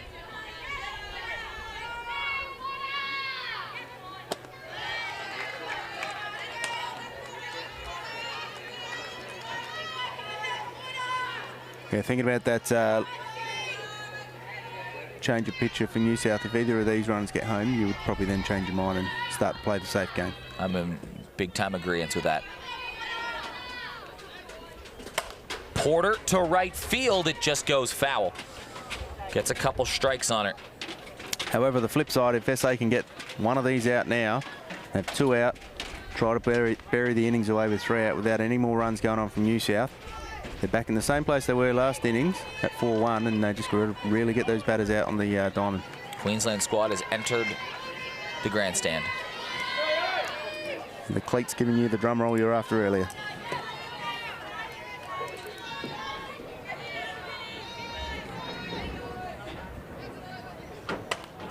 Porter swings at a pitch up high. It's an awkward one in the outfield, and it falls in between Hood and Benithan. And now bases are loaded for Taylor Titsakronis. Yeah, another one that's just floated up and just dropped in the gap. I think they've learnt early, and a couple that have gone over their head. The outfielders are fielding back a bit, which is then now meaning that there's that big gap for those balls to fly in and drop. So Titsakronis 0 for 2, and then the danger bat of Grace Rickson follows her.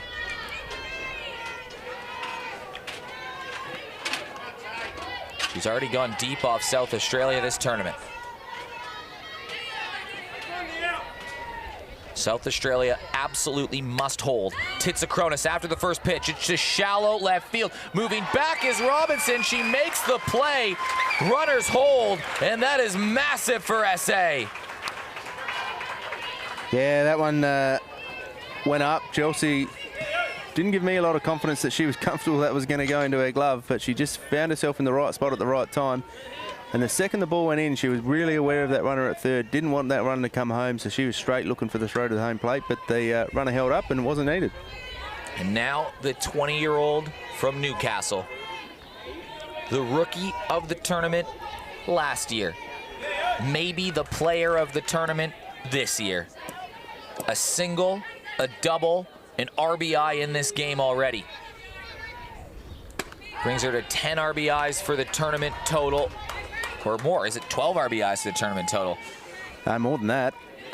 She was, prior to this game, she was at 14, so she's 15 now. Oh my. And she's got 3 more out there to improve that. That's Rickson can continue her stellar tournament. South Australia can seize some momentum if they can get out of this bases loaded jam. not sure if you know much about Grace and her history, whether she's been involved in any of the development teams for Australia, but she would be knocking on a door of anything possible that Australian Softball Australia is throwing up at the moment, that's for sure. Fouls one away here. And she wouldn't be getting there by accident. What she's done in the last 4 days in this game here already, she's been a star. She has been absolutely a find for New South Wales and has just made herself at home at 5 there. Well, she's in the mix with all these Olympians in the lineup. Just a great story for Grace Rickson, who drives a couple hours to training each way just to be part of this program. Pitch on the outside, and now it's a 2-2 count. You can see how careful South Australia is pitching to her, but Grauer's options running out as those balls stack up, but still 2 strikes on Rickson. Can Grauer get out of an almighty jam and keep South Australia in this game? Huge pitch coming up for Grauer. And Bell White just wants an extra second behind the plate. Look at the concentration on Grace's face here. She just goes back to her game plan, has her prep, and just stares at that pitcher. Swing and a miss. Danger averted. Strikeout from Grauer. New South Wales lead of them loaded. Well, that's a good find out of SA there to hold that to 4 with the runners all out on base there. Coming through that top end of the lineup with Cox, McManus, Porter and Titsakronis, and then Rickson, to hold them to not scoring a run there. That is a positive builder, and the coaches need to be making sure that those players know that you've just gone through the devastating part of that lineup and you've held them. So put the bat on ball now, get yourself around and try to close that gap of 4. It's still not out of reach, and that's the main thing they need to focus on. It was a donut, albeit with a lot of sprinkles on it, but still a donut nonetheless for South Australia in that inning. And now can they use the momentum? Robinson, Adkins, and Tonkin do up. You feel like this is the chance for South Australia to try to seize some control back in this game. Kaya Parnaby coming back out there, the Olympic star who's retired 10 in a row.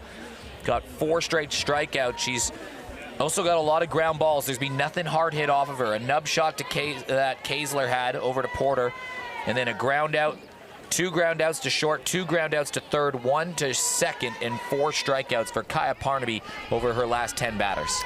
Yeah, she would have been hoping some of those runners would come home. I'm sure they would have put the cue in the rack as far as Parnaby's concerned, but she has to come back out now and go again and make sure that she can hold SA. Well, the longer Parnaby goes here, maybe the less you see of her in the grand final if you get there as well. So many different things at play. And Robinson had bunted. She's called out. She tried to lay down the bunt. She ran into the ball. Titsakronis was all over it. And it's 1 down quickly for South Australia. The appeal from Robinson won't matter. No, I think that was pretty clear. She had already taken a step or two, so she would have been well out of the box when that hit her. There wasn't too much of an argument from Robinson either. No, she knew. She turned around, head was down, went back, picked up the bat. Make it 11 in a row for Parnaby.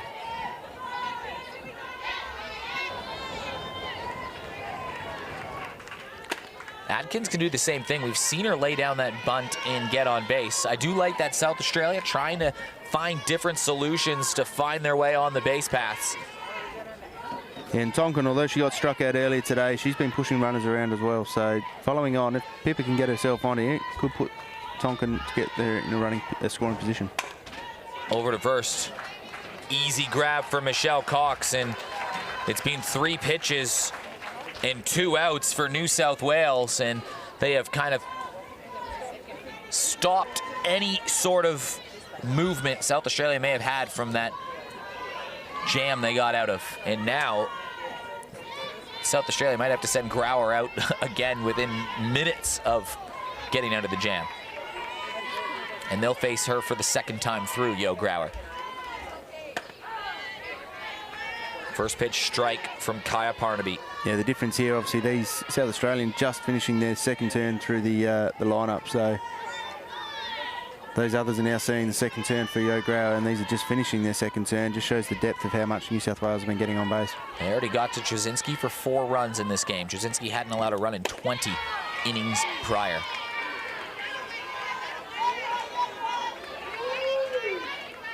And look, in the outfield, someone's carrying my bench. That's my bench they're carrying. That's the Eric Baldwin Memorial bench. There's 2 benches going on the move there, so unbelievable. Maybe a couple of Queenslanders who have made their way over from Diamond 2 to park themselves up in the outfield. Good crowd out here today. There's a good crowd up in the stand behind us watching on. It's going to keep building. First couple of rows a bit vacant through the sunshine that's on them, but to center field, charging on and over the head of Rachel Lack. Sarah Tonkin with a double, and South Australia have a runner in scoring position, and they break up a string of 12 straight from Parnaby. Yeah, Sarah's known for hitting well. She can hit them out to the outfield. She does it regularly back here in Adelaide, and getting herself round to 2nd. They need to make sure that they can use her now. Amber Hood's been pretty good with the bat so far, and she'll be making sure that she can get her in without losing this 3rd out. They need to get this run on. Well, you eat an elephant 1 bite at a time. 1 run from South Australia would be a massive win in this inning. Can they find a hit with 2 outs and a runner in scoring position? They've got the top of the lineup in their 3rd look at Parnaby now.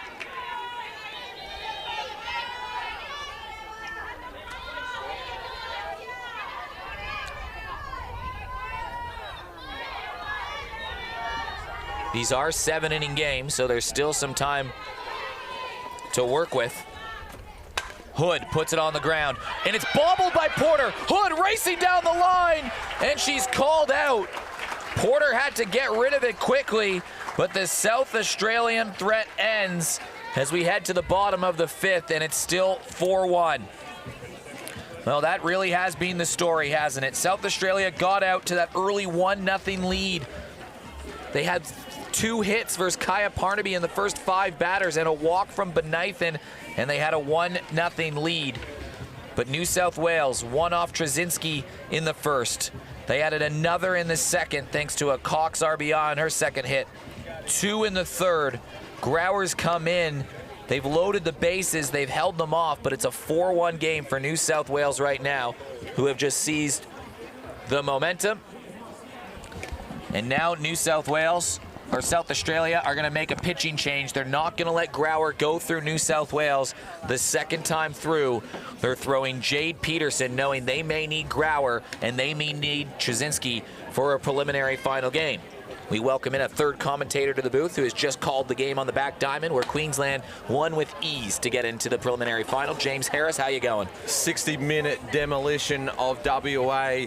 WA had so much fight over the first 4 days. We saw some fatigue starting to set in around about day 3, but they did enough to get over the line and make it to the top 4, which is an extended goal of theirs to make the Final 4 play on the final day. 13 batters faced for Sandy Holden. The veteran was on fire. Just one base runner, which was a hit by pitch. You turn it over, the page over, there's 11 or 12 hits or something like that, and they just blitzed it from the first pitch of their offense. So Queensland awaiting the loser of this game, about 11:30 start, so we're probably about 60 minutes away from that game, provided this game doesn't go too long overtime. But excitement, you can hear the screams and the yells from the other diamond. Talking to Queensland and their coaching staff before, they knew that SA were the defending champs and New South Wales may be the favorite in the tournament, but they said, get us to the preliminary final or the grand final and just give us a moment. Now they're going to get a chance to live in that in the prelim. Yeah, they've got class all the way through their lineup. Every batter that came to the plate got on base at some point during the game. There wasn't any substitutions. They went with their starting 9, and that was it. And they just blitzed at every inning. 3 in the first, 5 in the second, 4 in the third, and that's all they needed. And now they have an hour and a half rest, which is now down to an hour. That game's supposed to start at 11:30 as Rachel Lack takes a first pitch from Jade Peterson, and you can already tell that both South Australia and New South Wales starting to think about the rest of their day. South Australia, certainly, they've taken out both their 2 aces, and now they're going with Jade Peterson, perhaps just in the back of the mind saying, gee, we might need our aces in the prelim and we may need them again in the grand final. Yeah, Georgia Hood pitched against New South Wales in their win, or Yo Grauer, the first 9 batters, and then obviously a pre-planned change to bring Hood in to throw the rest of the game. So 2 innings for Grauer, 5 innings for Hood. So now New South Wales have seen all of South Australia's 4 pitches, but I've got a feeling that South Australia will only see Parnaby and Plain today. Jay Peterson with the pitch. Eric Bullner on the call with Pete Williams and James Harris. It's been an entertaining game, hasn't it? It has been. You know, South Australia getting off early with that early run in the first innings, pushing them around and scoring. A couple of little flop shots that just jumped over the first base head and fell into play, score a couple of runs. But since then, it's been all New South Wales with the bat.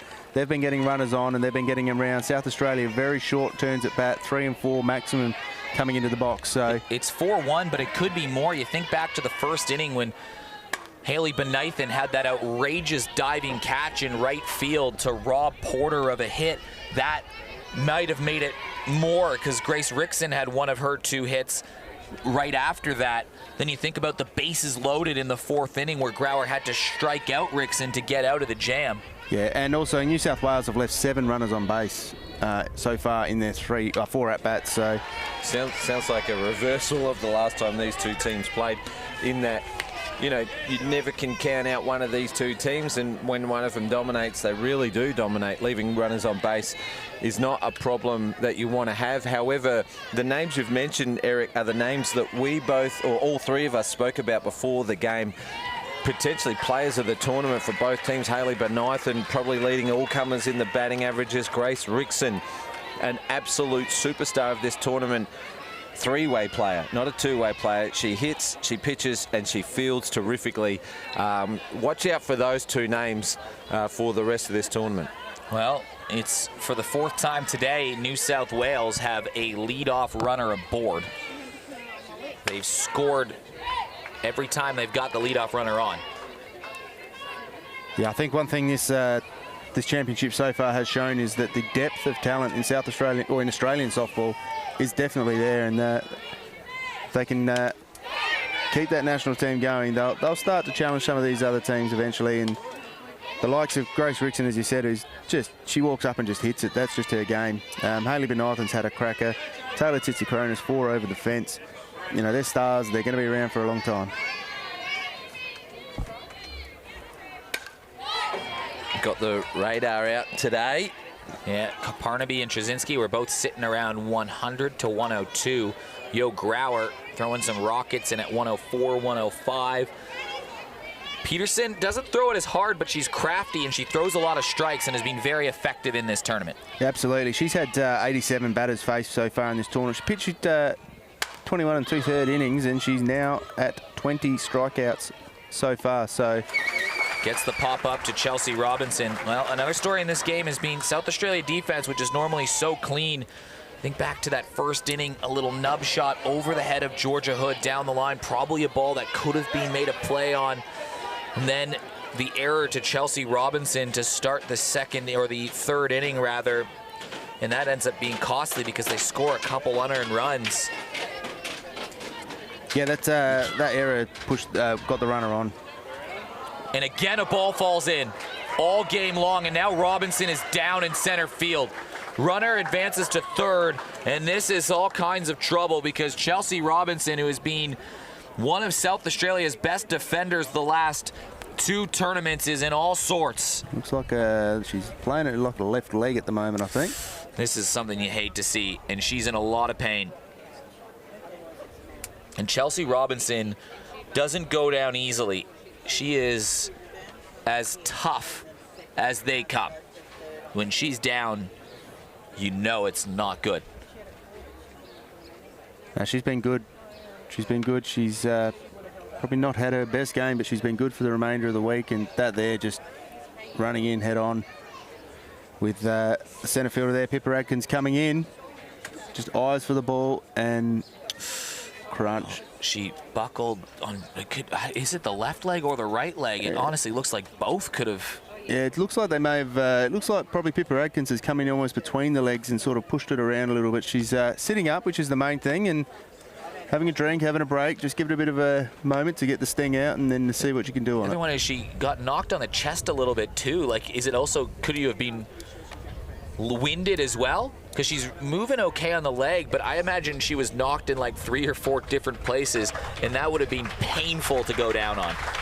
That's the effort from Robinson to go back with the flight of the ball. If you're taking half a dozen steps into the grass, you might be leaving it for the outfielder, but that's the commitment shown for this team, that they are desperate to get back into this game at 4-1 down. Atkins had it covered, but Robinson just didn't give an inch. It's going to be tough for her to come back with a clear head, but she'll get straight on with it. It's a 1-3 split. She has to get straight on with it. Probably the lucky thing that came out of that was the heads didn't clash. The head came down to about the chest region. Would have made a much softer impact than if the 2 heads had come together there. Well, bottom 5, 2 runners on again. New South Wales looking for that decisive blow, and some dangerous bats coming up after Montana Karen. She's 0 for 2, but Michelle Cox is got a single, a triple, and a walk. Stacey McManus with 2 hits and an RBI. Stacey Porter has a hit, and she's just named Stacey Porter. So trouble for South Australia looming. Can they get out of another jam to hold themselves in with a fighting chance in this 1-2 game? Winner to the grand final. Loser plays Queensland in the prelim, which will start at 11:30 or half an hour after this one ends. Top 4 or 5 batters, 6 batters of Queensland, all with multiple on bases, including Jade Wall, who hit a second or third pitch 3-run home run for her first at bat, and then didn't face another pitch the rest of the game. 2 intentional base on balls. Whitefield a walk, a single, a double. Satsumi a double, a single, and reached on an error.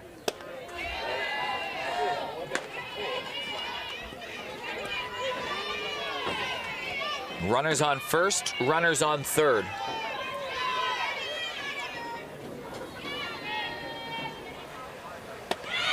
Oh, wow. What a pitch. Great comeback, South Australia there. That brings the second out. They need to make sure that they can keep these runners out there now, not score any more runs, keep it at that 4-1. That'll be all that is in their head at the moment. Michelle Cox has been a thorn in Adelaide's side in this game. She's made a couple nice plays at first. There's been a couple bang-bang plays at first. She's got a triple, a single, and a walk, and a run, and an RBI. Is that good? Not bad. Didn't play the final last year.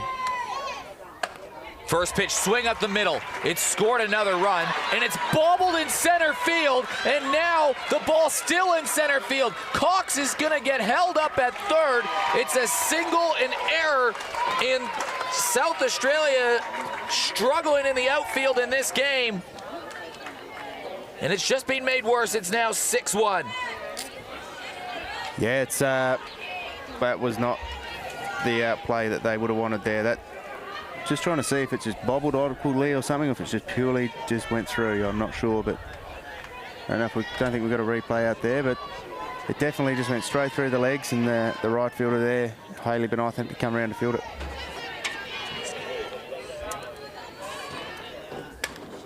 First pitch swing from Stacey McManus, and now one swing of the bat from McManus, if it goes over the fence, can end it.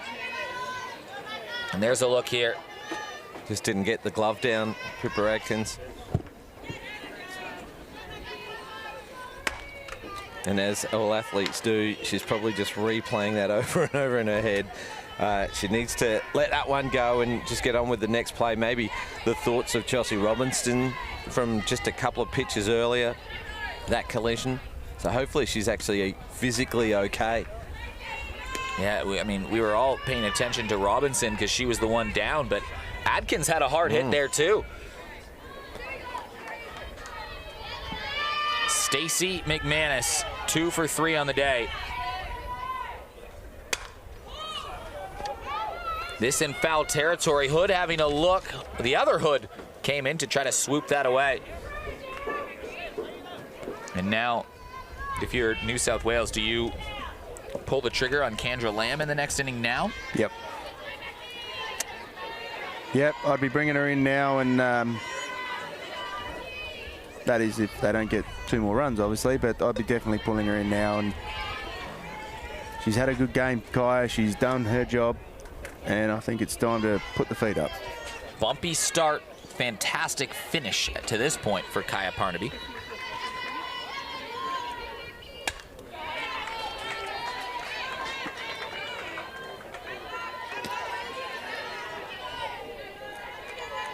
One-two count, and now a 6-1 game for New South Wales, who have just systematically built up this lead all game long.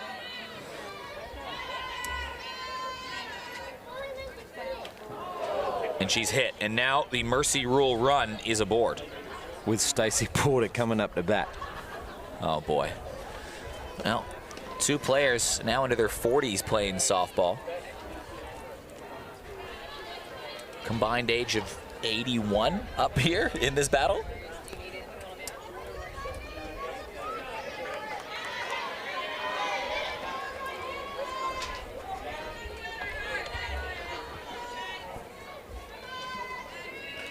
These teams, James, have been trading blows over the last couple nationals, and especially dating back to the start of last year's tournament. Yeah, the very first game of the tournament, New South Wales won in a tie-break. Then SA won in round 2 of the minor round. New South Wales in the semi. South Australia win in the grand final. Blow for blow in 2022. 1-2, 1-2, 1-2.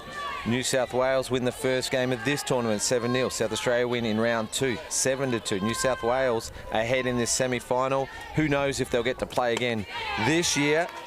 Yeah, South Australia, if this score holds, then it'll be South Australia versus Queensland, and they'll have to do it the hard way, just like they did last year. They had to beat Victoria to get to the grand final last year. Right now, it's looking like they'll have to face Queensland, who are red hot right now. Porter, though, trying to end it right here for New South Wales. Yeah, they'll be coming in with a bucket load of confidence, Queensland, from over off Diamond 2, just hitting as they will by the sounds of it over there, and they'll come rolling in.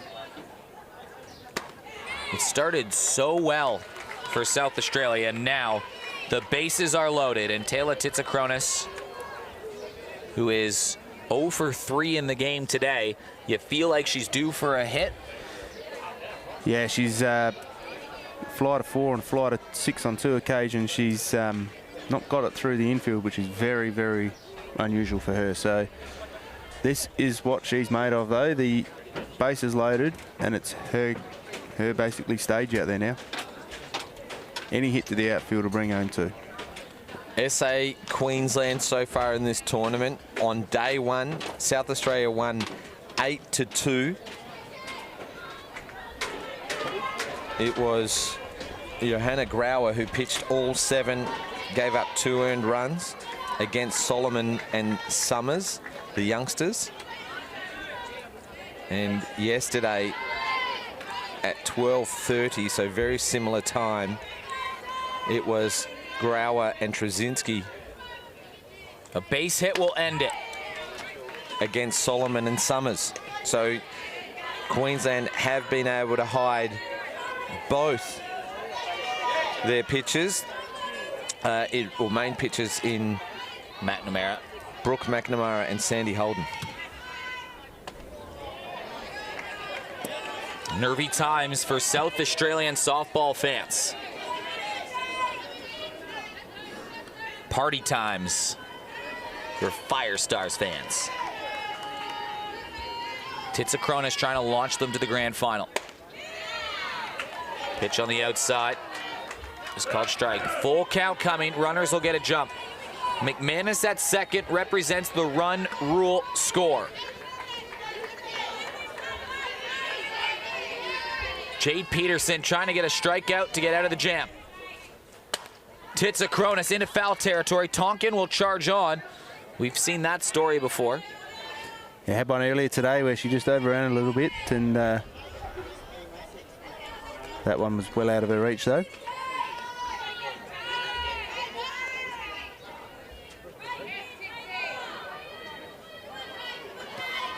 Two out, so they just need the out here.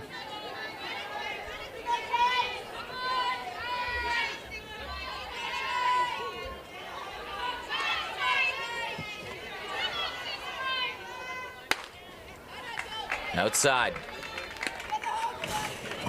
Count, 2 out, loaded bases. Well, something's going to happen here, right now. And if it's a walk, it brings up Grace Rickson, who's red hot in this tournament.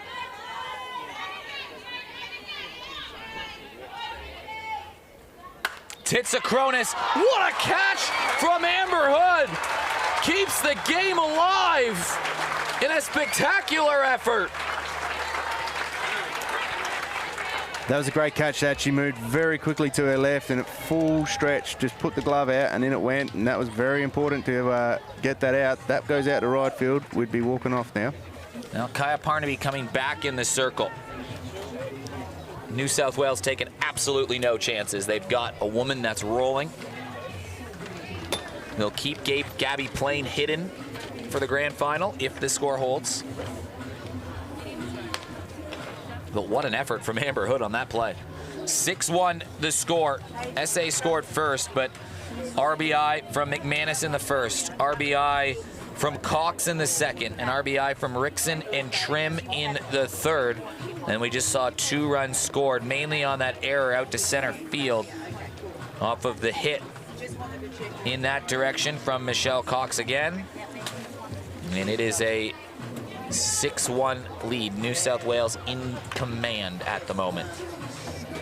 Still 6 outs that South Australia have to work with here. They've got a couple hits off Parnaby already. They just need a couple bounces to go their way. This is the 2, 3, 4, 5 part of the lineup coming up for SA. They've had 19 batters so far up into the box today, and 6 of them were used in the first inning. So 13 in the next 4.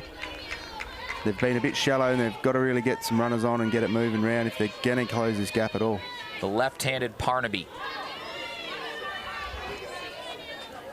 Ready to face Benithan, who's walked and scored already today, the lone run.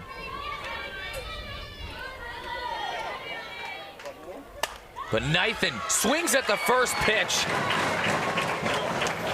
We've been singing her praises all week. She had a terrific 23s tournament, but absolutely stepped up here in the Gilley Shield. Hayley Bonython has become a superstar. She has, and that was a lovely piece, just wide of the second base. She gets up onto first nicely, and that is the first time, I think, in this game that the South Australian leadoff has got on base. Well, not many people have been able to get to Kaya Parnaby. One of those people has been Belle White, who has a double, a single, a walk, and she struck out once in her 4 plate appearances, and I think KP knows that. So with a runner on and them not wanting to give South Australia any sort of life, they're going with Gabby Plain in relief. Yeah, the first time a lot of these South Australian players have seen Gabby Plain, and if any of them played juniors against her, it's been a while since they've seen her, because she's had that stellar career at Washington, 5-year career as a super senior. She got that extra year with the COVID year, a finalist in the Collegiate Player of the Year.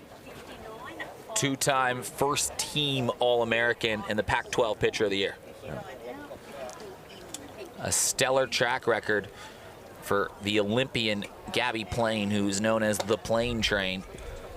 A few of them saw her early in the week, but relatively hidden and protected almost all week, hasn't she?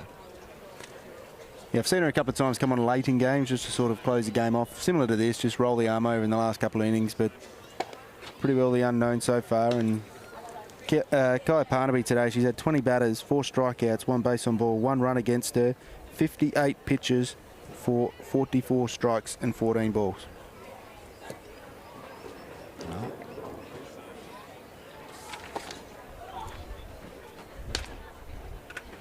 New South Wales in this game have left the bases loaded twice. Maybe 10 or 11 runners left on base. Feels very much like South Australia versus New South Wales in the second game, where they left the bases loaded 3 times. Yeah. I think 9 runners left on base in the first 4 innings or 5 innings. Well, can South Australia fight back and make this interesting late? They've got the lead runner on. Can they even just start getting that positive mojo going, even if they fall short, to try to build that into Queensland? Yeah, take some positive momentum into the Queensland game, who will be running red hot. Huge numbers for their batters in their game against WA.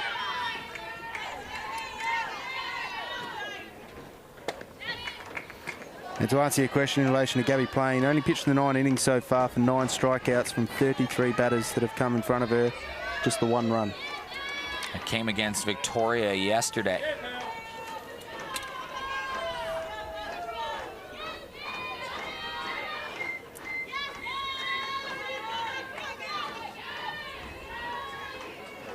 They've kept her fresh for today.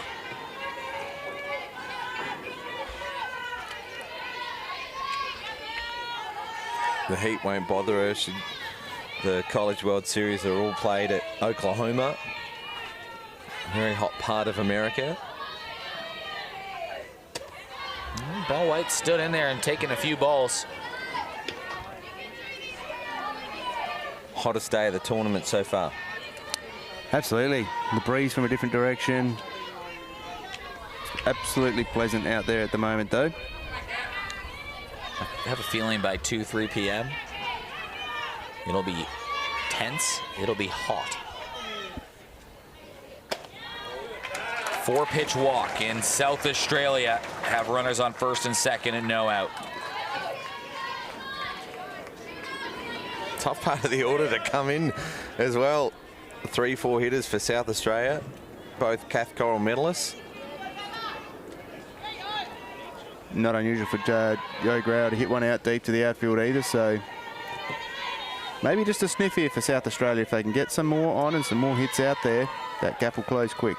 College player in Pac-12 versus college player in Pac-12.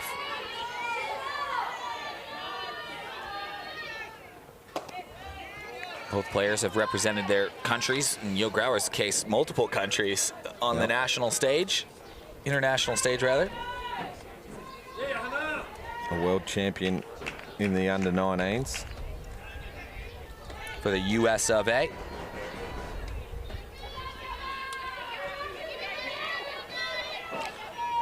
South Australia have to take advantage right here, right now. No matter what happens, it's looking like it's going to be a half-hour turnaround for the loser of this game to play Queensland, who are going to be well rested.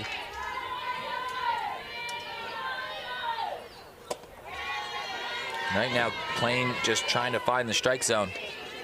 Kendra Lamb now warming up down the left field line.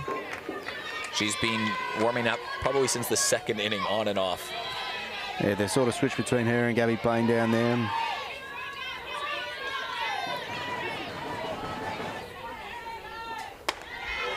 7 straight balls thrown by Gabby Plain. Well, just trying to find a groove, I think, and there was a little sign of frustration after that last pitch.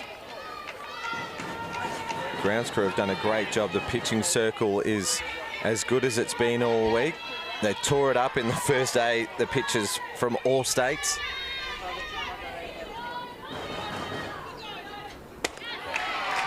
That was never gonna leave the shoulder. Not with 7 in a row, but it was grooved, and the follow through from Plain as well was, you know, to ensure she guided it through a little bit, wasn't it? Rather than just going heavy. Yeah, she almost just put that over, that one.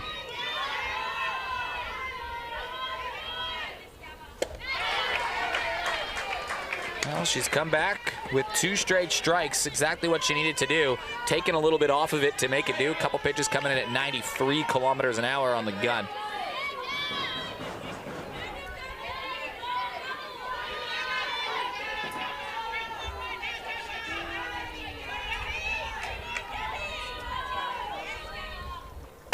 Grauer swings at one. It's in foul territory. Porter and Titsa-Cronus both have a look. They get up and go over the fence on that shot from Grauer. See Plain just shake her head as she got a signal to shoo away the flies. Do you remember the under-23 game? Yes, we were just saying about that before here. Trzynski had the same issue, so she, before she threw the hand in the glove, she made sure she got rid of a few. Hot and still day, and that is exactly what Plain just did there. Another swipe in front of the face. Swing and a miss. Battle back from 3-0 down to strike out the powerful Joanna Grauer. Known as a down ball pitcher, Gabby Plain's gone up. Have a look at the Eastern replay.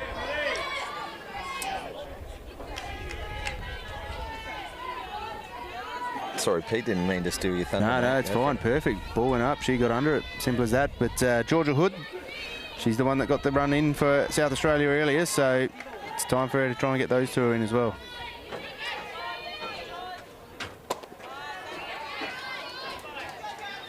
That was just the second swing that South Australia have attempted versus Plain since she's come in the game.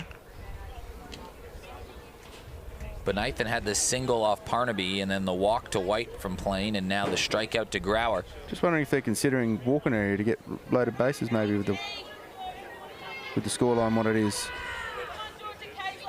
Nope.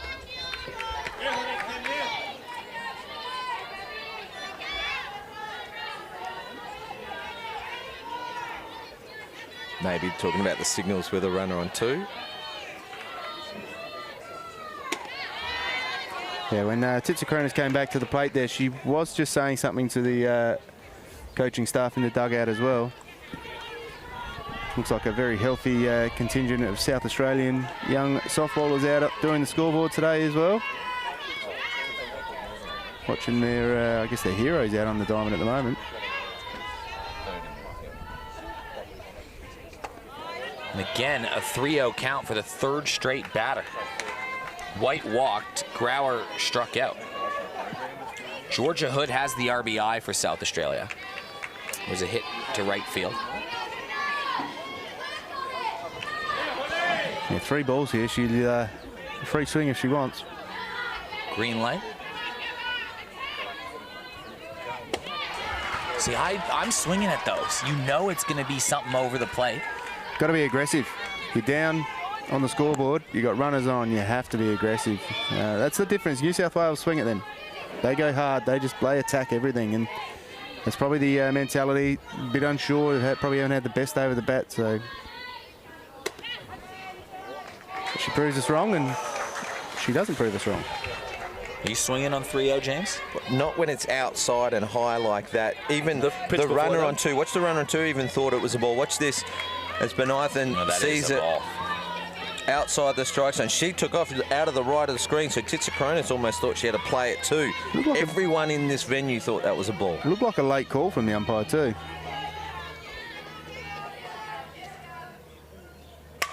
Hood cracks one to the left. I've had a couple umpires call some baseball games, at least with me, and they've just flat out said that if it's a 3-1 pitch or a 3-0 pitch and it's a borderline play and you start walking down the line, it turns into a strike every single time. Yeah, that's not the rules of the game, though, is it? Not the rules of the game. It's not. Like, a strike is a strike by definition if it's in the strike zone, right? Not close. Not disagreeing. Close is not a strike. Not disagreeing with you at all. And that one there, Georgia was already a couple of steps off and going. So she was adamant it was a ball. And the replay may have been.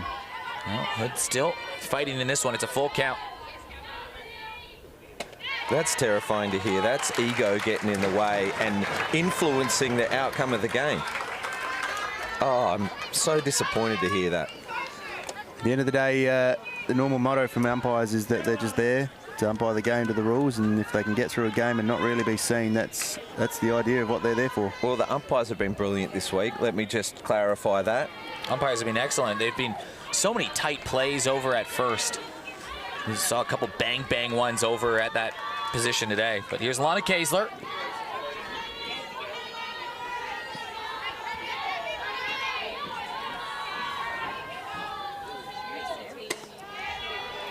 Yeah, the umpires have been incredible. There's been some tag-outs that have been close calls that they've just nailed.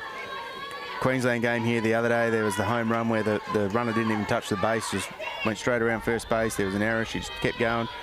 Great call by the umpire as soon as the appeal came in to give that one out. Can Kaesler bring South Australia closer? Well, this is surprising to see so many balls thrown. Yeah, 20 pitches for 13 balls so far. Bit of a lopsided count from Gabby Plain. Let's see if Kaesler's hunting something here. She can afford to in a 2-0 count. Did you say before, Peter, this is just a 10th inning of work for the tournament?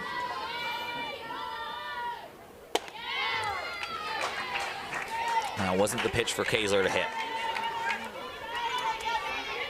Nervy moments all of a sudden in this game because a base hit for South Australia makes this interesting all of a sudden.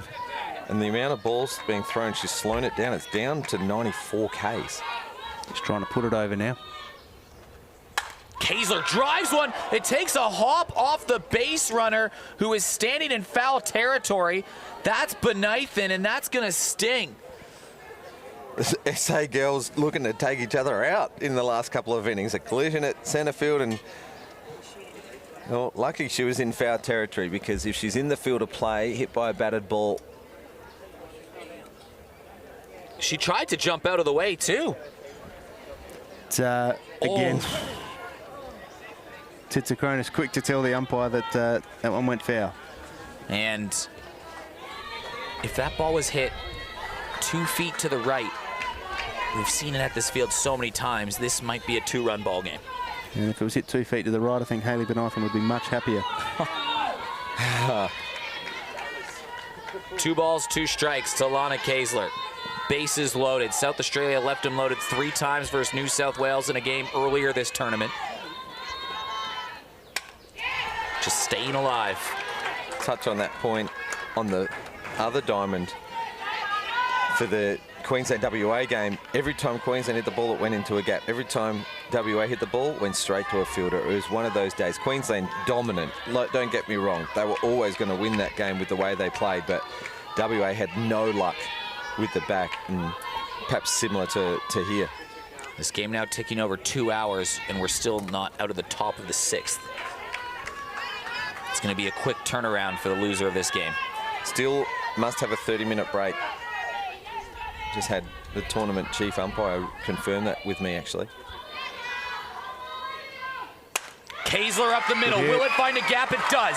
One run is scored. A second will too. They're going to get the wave around at 3.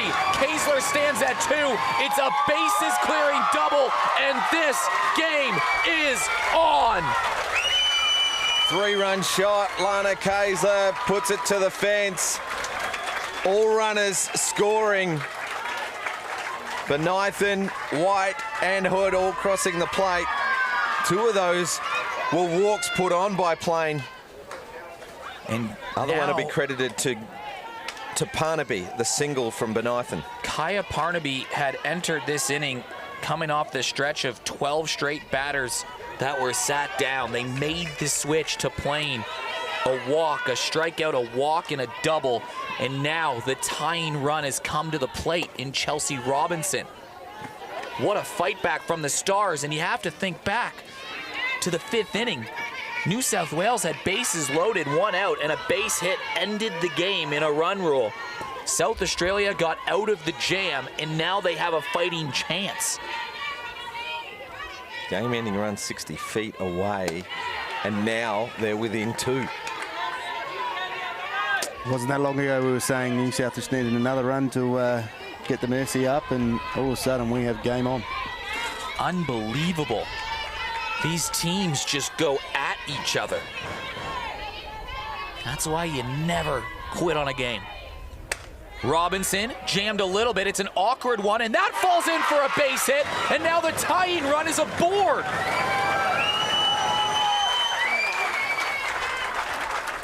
Well, we've seen it a couple of times today, that ball that just flops over the infield and falls in the gap between the outfielders and the infielders running back. 2 runners out there now, still only the 1 out.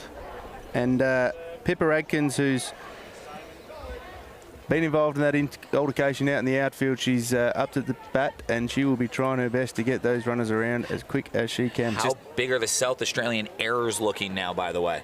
Yeah, costly, that one that went between the legs of Atkins in the last inning. But just as we finished saying that the ball doesn't seem to be falling for South Australia in this game, Kayser smashes a shot to the fence, and then Robinson just hits a chinker over the top of the infield. So a little bit of luck riding with the red team. Well, Gabby Plain's day is done, and it's probably not the performance we expected from the 2-time All-American. 2 walks, 2 hits, 3 runs on the board.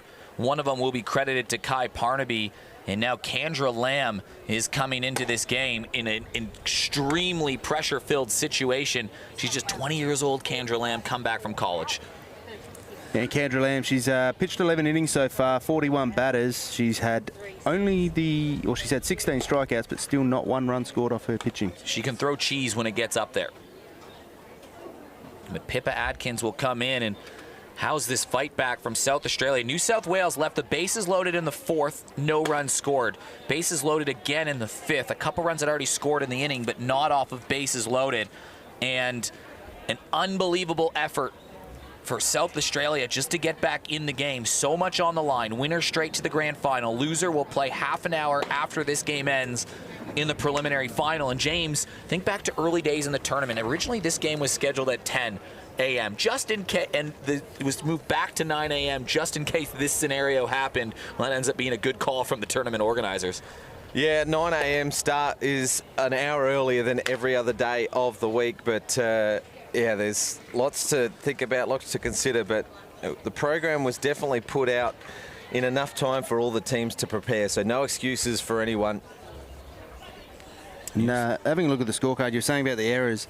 There's been 3 runners who have all scored off of errors for New South Wales. So if you take them off, we've got a 4-3 SAA scoreline. Shows how important free bases are, because now South Australia, you can't defend walks, and 2 walks in this inning have been cashed in for South Australia. So Pippa Adkins. And a tricky defensive play for Lamb to come in with a 1-3 split. And will they send the runner? I think you may see that. We'll see what happens, although Titsakronis has as good as an arm as anybody. Well, both middle infielders inside the line. They both break clockwise, which means that shortstop's covering 2, which is a Robinson's got speed, but remember, she also had that little niggle on that injured play in center field, so we don't know how quick she is right now. Yeah. A bunt here could send the middle infielders the opposite way, though, and create some confusion. And Pippa can fly. So much at stake. Coming in at 101, it was a bit different than the Plane Train's 93. Again, though, we're seeing issues getting these strikes in. 2 balls from the first 2 pitches.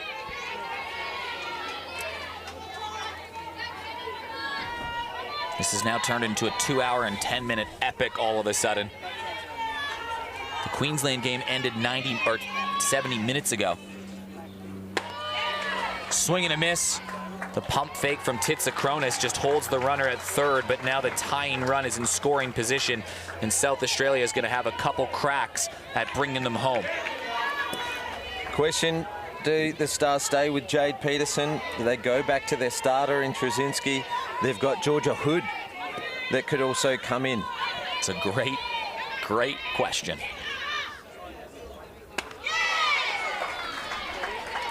This is Peterson's backyard. She's played on this diamond longer than anyone in this competition.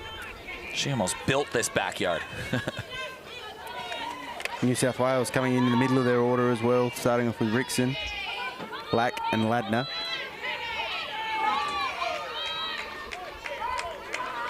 Two runners in scoring position. Swing and a miss. Kendra Lamb dials it up to 104 on a ball that was up. And with 2 runners on, that's the biggest strikeout of her tournament. It doesn't get easier, though, for New South. They've still got those runners in scoring positions with 2 outs, and they've got Sarah Tonkin, who doubled out to the centre field fence last time. Parnaby. Off Parnaby. So she's going to be a similar speed coming across here. She's just got to look for this right pitch for her. This has been a long defensive inning for New South Wales to be out in the sun, so they'll be looking for another quick out. Tonkin has had some clutch moments versus New South Wales already. You think back to the bases clearing double she had off of, I think it was Rickson in the second game in that SA 7-2 win. Yeah, 4 RBIs in that game. And if Tonkin can manage to get on base here, on deck is Amber Hood. Prior to today, for the tournament, she was batting at 750 hits when runners in scoring position. Wow. Lamb tying up the shoelaces, just extending this 6th defensive inning for New South Wales. There's been 2 pitching changes. There's been a slight delay when Hayley Benithan got hit. There's been a couple of walks. So the game currently at 2 hours and 11 minutes. We started right on 9 o'clock, so 11-11, gentlemen, make a wish.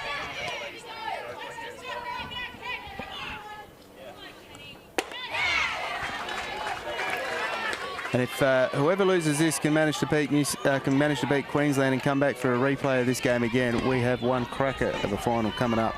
Well, I mean, Queensland are on fire. It feels like whoever loses this game is in serious danger. Swings at a pitch up high, and now it's 2 balls, 2 strikes, 2 runners on. The runner at second is the tying run. They've been going up a lot today, New South Wales, with their pitches. They've been getting a lot of strikes quite high in the strike zone. 2-1 count. She was banking on that being in and around the zone.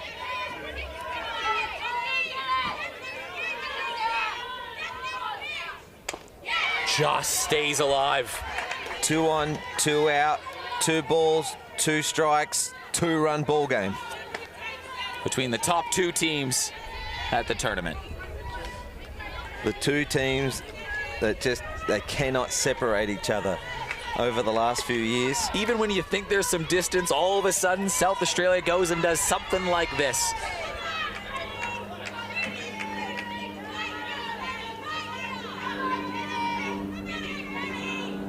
Swing and a miss. Kendra Lamb comes in with 2 runners in scoring position and gets 2 strikeouts and preserves the New South Wales lead. Really good at bat there by South Australia. Close that gap off.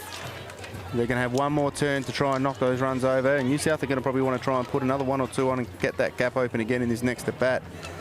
But that was a good comeback there in the end when Kendra Lamb came on. Gabby Plain came on and just struggled a little bit for her range today. And I'm sure she'll go away and roll the arm over in between this and whatever next game they have to try and improve on that. Well, just tremendous theater here. South Australia scored the first run of the game. They were up 1-0, but then New South Wales, 1 run in the first, another run in the second, 2 in the third. That chased Steph Trzynski from the game. Grauer came in. She was good, but then in the 5th inning, New South Wales scored 2 more runs. They did leave the bases loaded in the 4th. They left them loaded in the 5th. They had a 6-1 lead. They made the switch to Gabby Plain in the 6th, and SA responded with 3 runs. And that is where we're at right now. Winner straight through to the grand final. That will be, might not even be at 2 anymore. That might be pushed back based on how the other games fall. We'll see how that works out. The loser has to play another game half an hour after just to get into the grand final.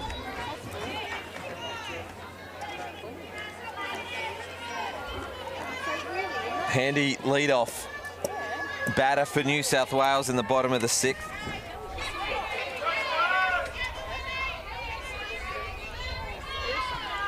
In a gripping contest, especially as of late. First pitch swinging. Great take from Hood, but Rickson's going to beat that out. Kaiser had to come in at full speed because it was a miss hit off the end of the bat from Rickson. There's the Eastern replay. 6th time their leadoff runner has been aboard. Every inning. 5th time, sorry. 5th time in 6. I'm mistaken. Shoot me. No, but the other time it was a walk on the second hitter. So they have had a runner on with at least 1 out in every single inning.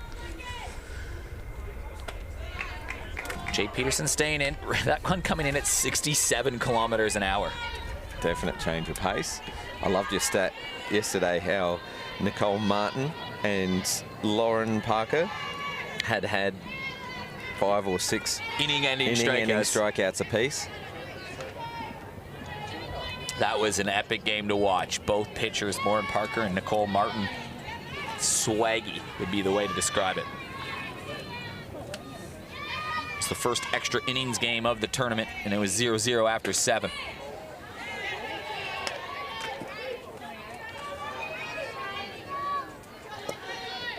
So Rachel Lack's obviously here in the box at the moment. She's had a very good week so far, but she's not had the best start to her day today with the strikeout and the fly. She did walk, and now it's bunted in the air, and Belle White's going to get that every day of the week. Lack visibly frustrated with herself as she pushed at a ball out of the zone in a running bunt attempt. Definitely wasn't a sacrifice bunt. She leaves it to the very last moment. So in 2 minds, maybe. Well, unless it was a different signal from the coach, you never know. We've got the privilege of the replay, but we don't know what the signals are. So we didn't really see a big jump from Rickson though either, which means that maybe that was a decision that Lack made herself. Pre-trim.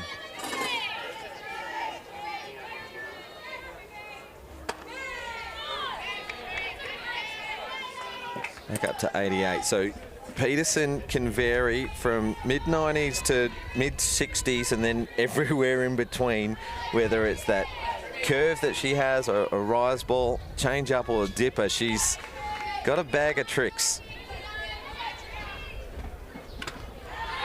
Tip back, it'll go down as a strike. 2 hits on the day for Trim, 1 to left, and then 1 that was credited as a hit to right, but it was a hard hit ball right back at Yo Grauer. It doinked off her leg and kicked into the right field for a base hit that scored a run. Called strike, 2-2. Just caught the outside of the plate, that one, I reckon. Easton replay. Even beat Belle White. Looked deceptive, but still only came in 2K slower than the pitch before. Scooping down, sending this to center field, sending it all the way to the wall, and New South Wales will send a runner to the plate. Here comes the throw. It won't be in time. Rickson scores. It's a 3-run lead again. Yeah, so they definitely a nice hit there, and Bree Trim, she's been doing it comfortably getting to the outfield, got snuck around a second there quite quickly. The throw came in, but you were never going to be holding up Grace Rickson, who took the 3 bases off there and brings the gap back out to 3 runs. A hit to left, a hit to right, a hit to center, 2 RBIs and 3 different hitting at-bats. And Grace Rickson has her 2nd run of the day. Look at her move around the bases. Just add that to her arsenal. She can do it all, Grace Rickson. Ladner. She scored twice today, too. Not sure if Grace Rickson's done any time. Has she been in any colleges or anything like that? Because if they're watching, I think someone might want her. Not yet. She went to the Canada Cup with the development team. She's a talent. We saw her earlier in the year here when she played. She was a standout then, and she's doing it again here. So on the big stage with the best pitchers that are around Australia, she's absolutely dominating. Such fun to watch. Player of the tournament for mine. 15 RBIs on the tournament now. Wow. She scored a couple runs today. She has an RBI herself. She's singled, doubled, reached on. I don't know if it was given a hit or an error on that throw to Lana Kaesler that she got on base with. Now Ladner's going to find a gap. Trim will score easily. New South Wales, after allowing 3, have responded with 2. It's a good relay, reducing Ladner to only 2, but she gets the RBI double. Well, an import player or an interstate player for the Sturt Falcons during this C-Max Premier League season. I'm not sure she'll be allowed in to the state after this. And, James, you'll just be at the border of the airport. Rickson, the other one. Yeah, well. Spent some time in Adelaide. Maybe knows these pitches. With the Hills Heat, I'd seen that they'll have a 2nd import in the back half of the season to complement Christine Kistner, or Noah as she goes by. There's no at the end of Christine. What? That's why she's nicknamed Noah, because when someone would say her name, Christina, she would say there's Noah. Oh, I love that. Well, New South Wales back to a 4-run lead. And Maddie Baker coming in for Montana Kearns here, who's had the 2 strikeouts and the put out from 6 to 3. So Maddie Baker trying to get another run around at their first at bat.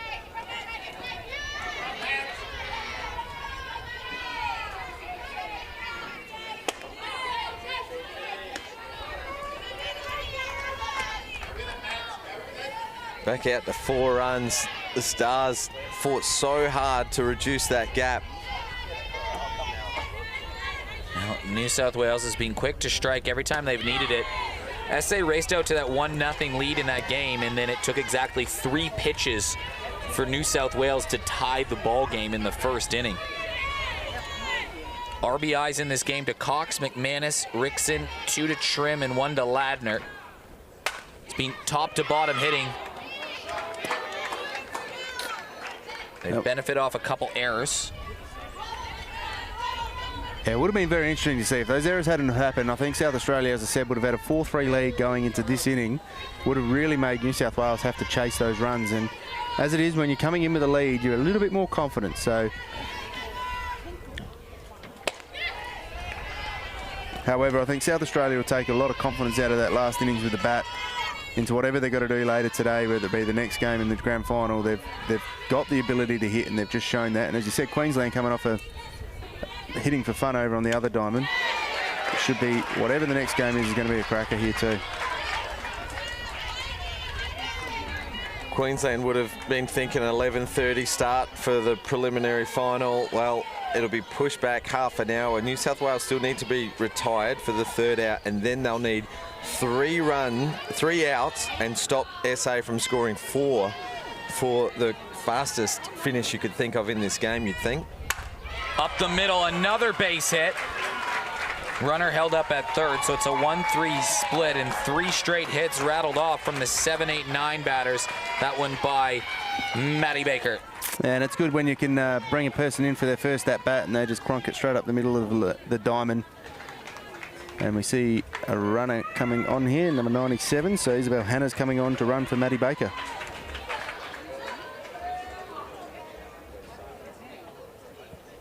Eastern replay shows Ladner on third, Baker's on first. Well, I spoke about quick finishes.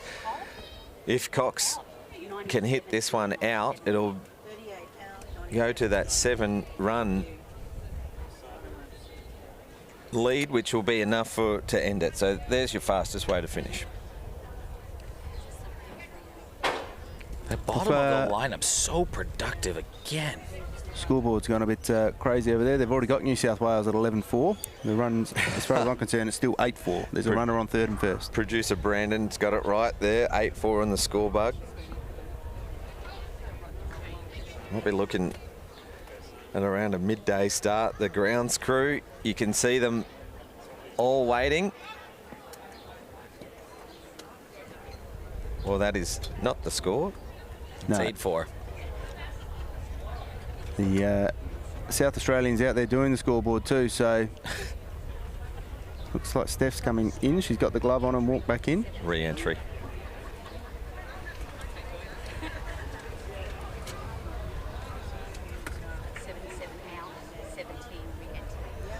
Yep. Well, Benedictson's got a bit to think about, hasn't he? He's used 3 pitches in this game. He'll have half an hour to turn it around. Is he thinking to face Georgia Queensland. maybe for Queensland? I'd say that he's going to keep her and Grauer in the hitting lineup. So, I mean, you can have Georgia pitching and Grauer at first potentially. spoilt for choices because And Trzynski could go again.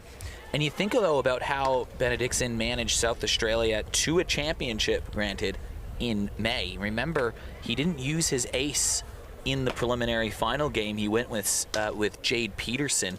Against Victoria. Against Victoria, who got them the win.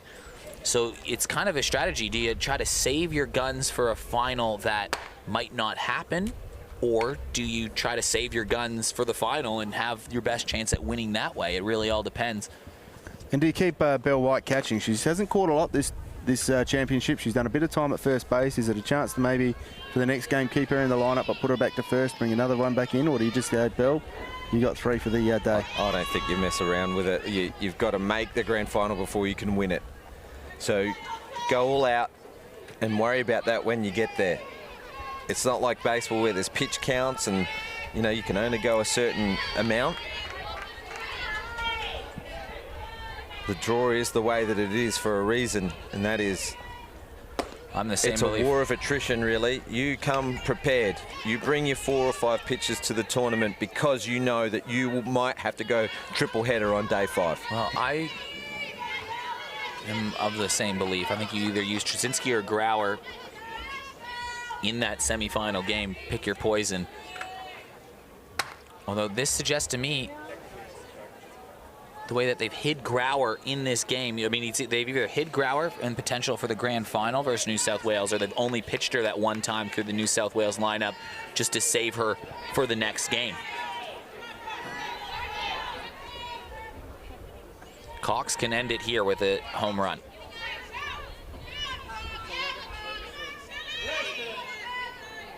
Cox with 3 hits today already. Or she gets on and lets McManus have the honours. Yeah, 2 singles, a triple and a base on balls today. She's been out there every time. Has been left out there 3 of those 4 times though.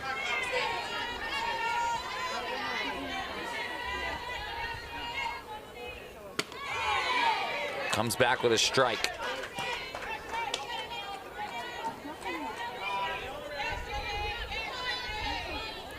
Not rocking the standard issued Eastern helmet that all the other New South Wales are wearing, going with the NPF helmet.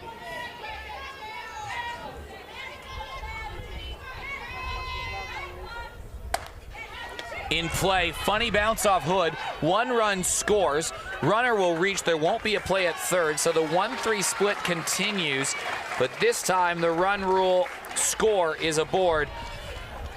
Cox on base for the 5th time today. Yeah, watching the Eastern replay, that just bounced up pretty quickly on Hood, flicked over into the outfield, and the runner advances around to third, and 1 comes home. So South Australia entered the inning down by 3 runs, or 5 runs rather. They got 3 back, had the tying run aboard, couldn't score them, and now New South Wales have responded with 3 runs in the bottom of the 6th. It was 1-0 SA, then it was 2-1 New South Wales, 3-1 New South Wales, 4-1 New South Wales, 6-1 New South Wales. SA fought back in a big inning here. Up the middle, it takes another funny hop, and that sort of sums it up for South Australia in this game. 6-run lead. Yeah, another bounce, awkward bounce there for Chelsea Robinson at shortstop, and kicked it back out to the centre field. Runner held up at second and runner on first, but that run comes across and makes it 6-run lead.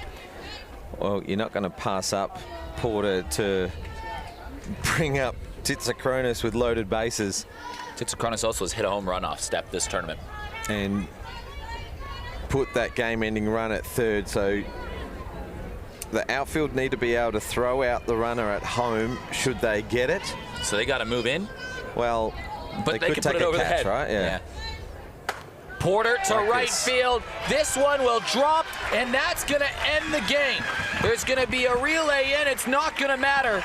It's a run rule win for New South Wales, and they're heading to the grand final.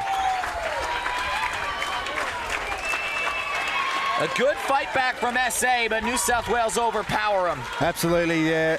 Look, South Australia will be disappointed they let New South get off to the start they did after a positive first run in the first innings. But the New South Wales power, just when you think you're getting back into the game, they just unload the next level, and off they went, and that just showed that massive hit just then out. Basically counts as a triple and brings home 2 runs, but the winning score already crossed the plate. New South Wales will rest up there in the grand final. SA will play Queensland in the preliminary final. Approximate start time will be 12 p.m. local time for that. We're going to wrap things up and let you go get ready. We're going to get the lineups and ready for the next game. We'll catch you in about 30. New South Wales to the final. South Australia to the prelim.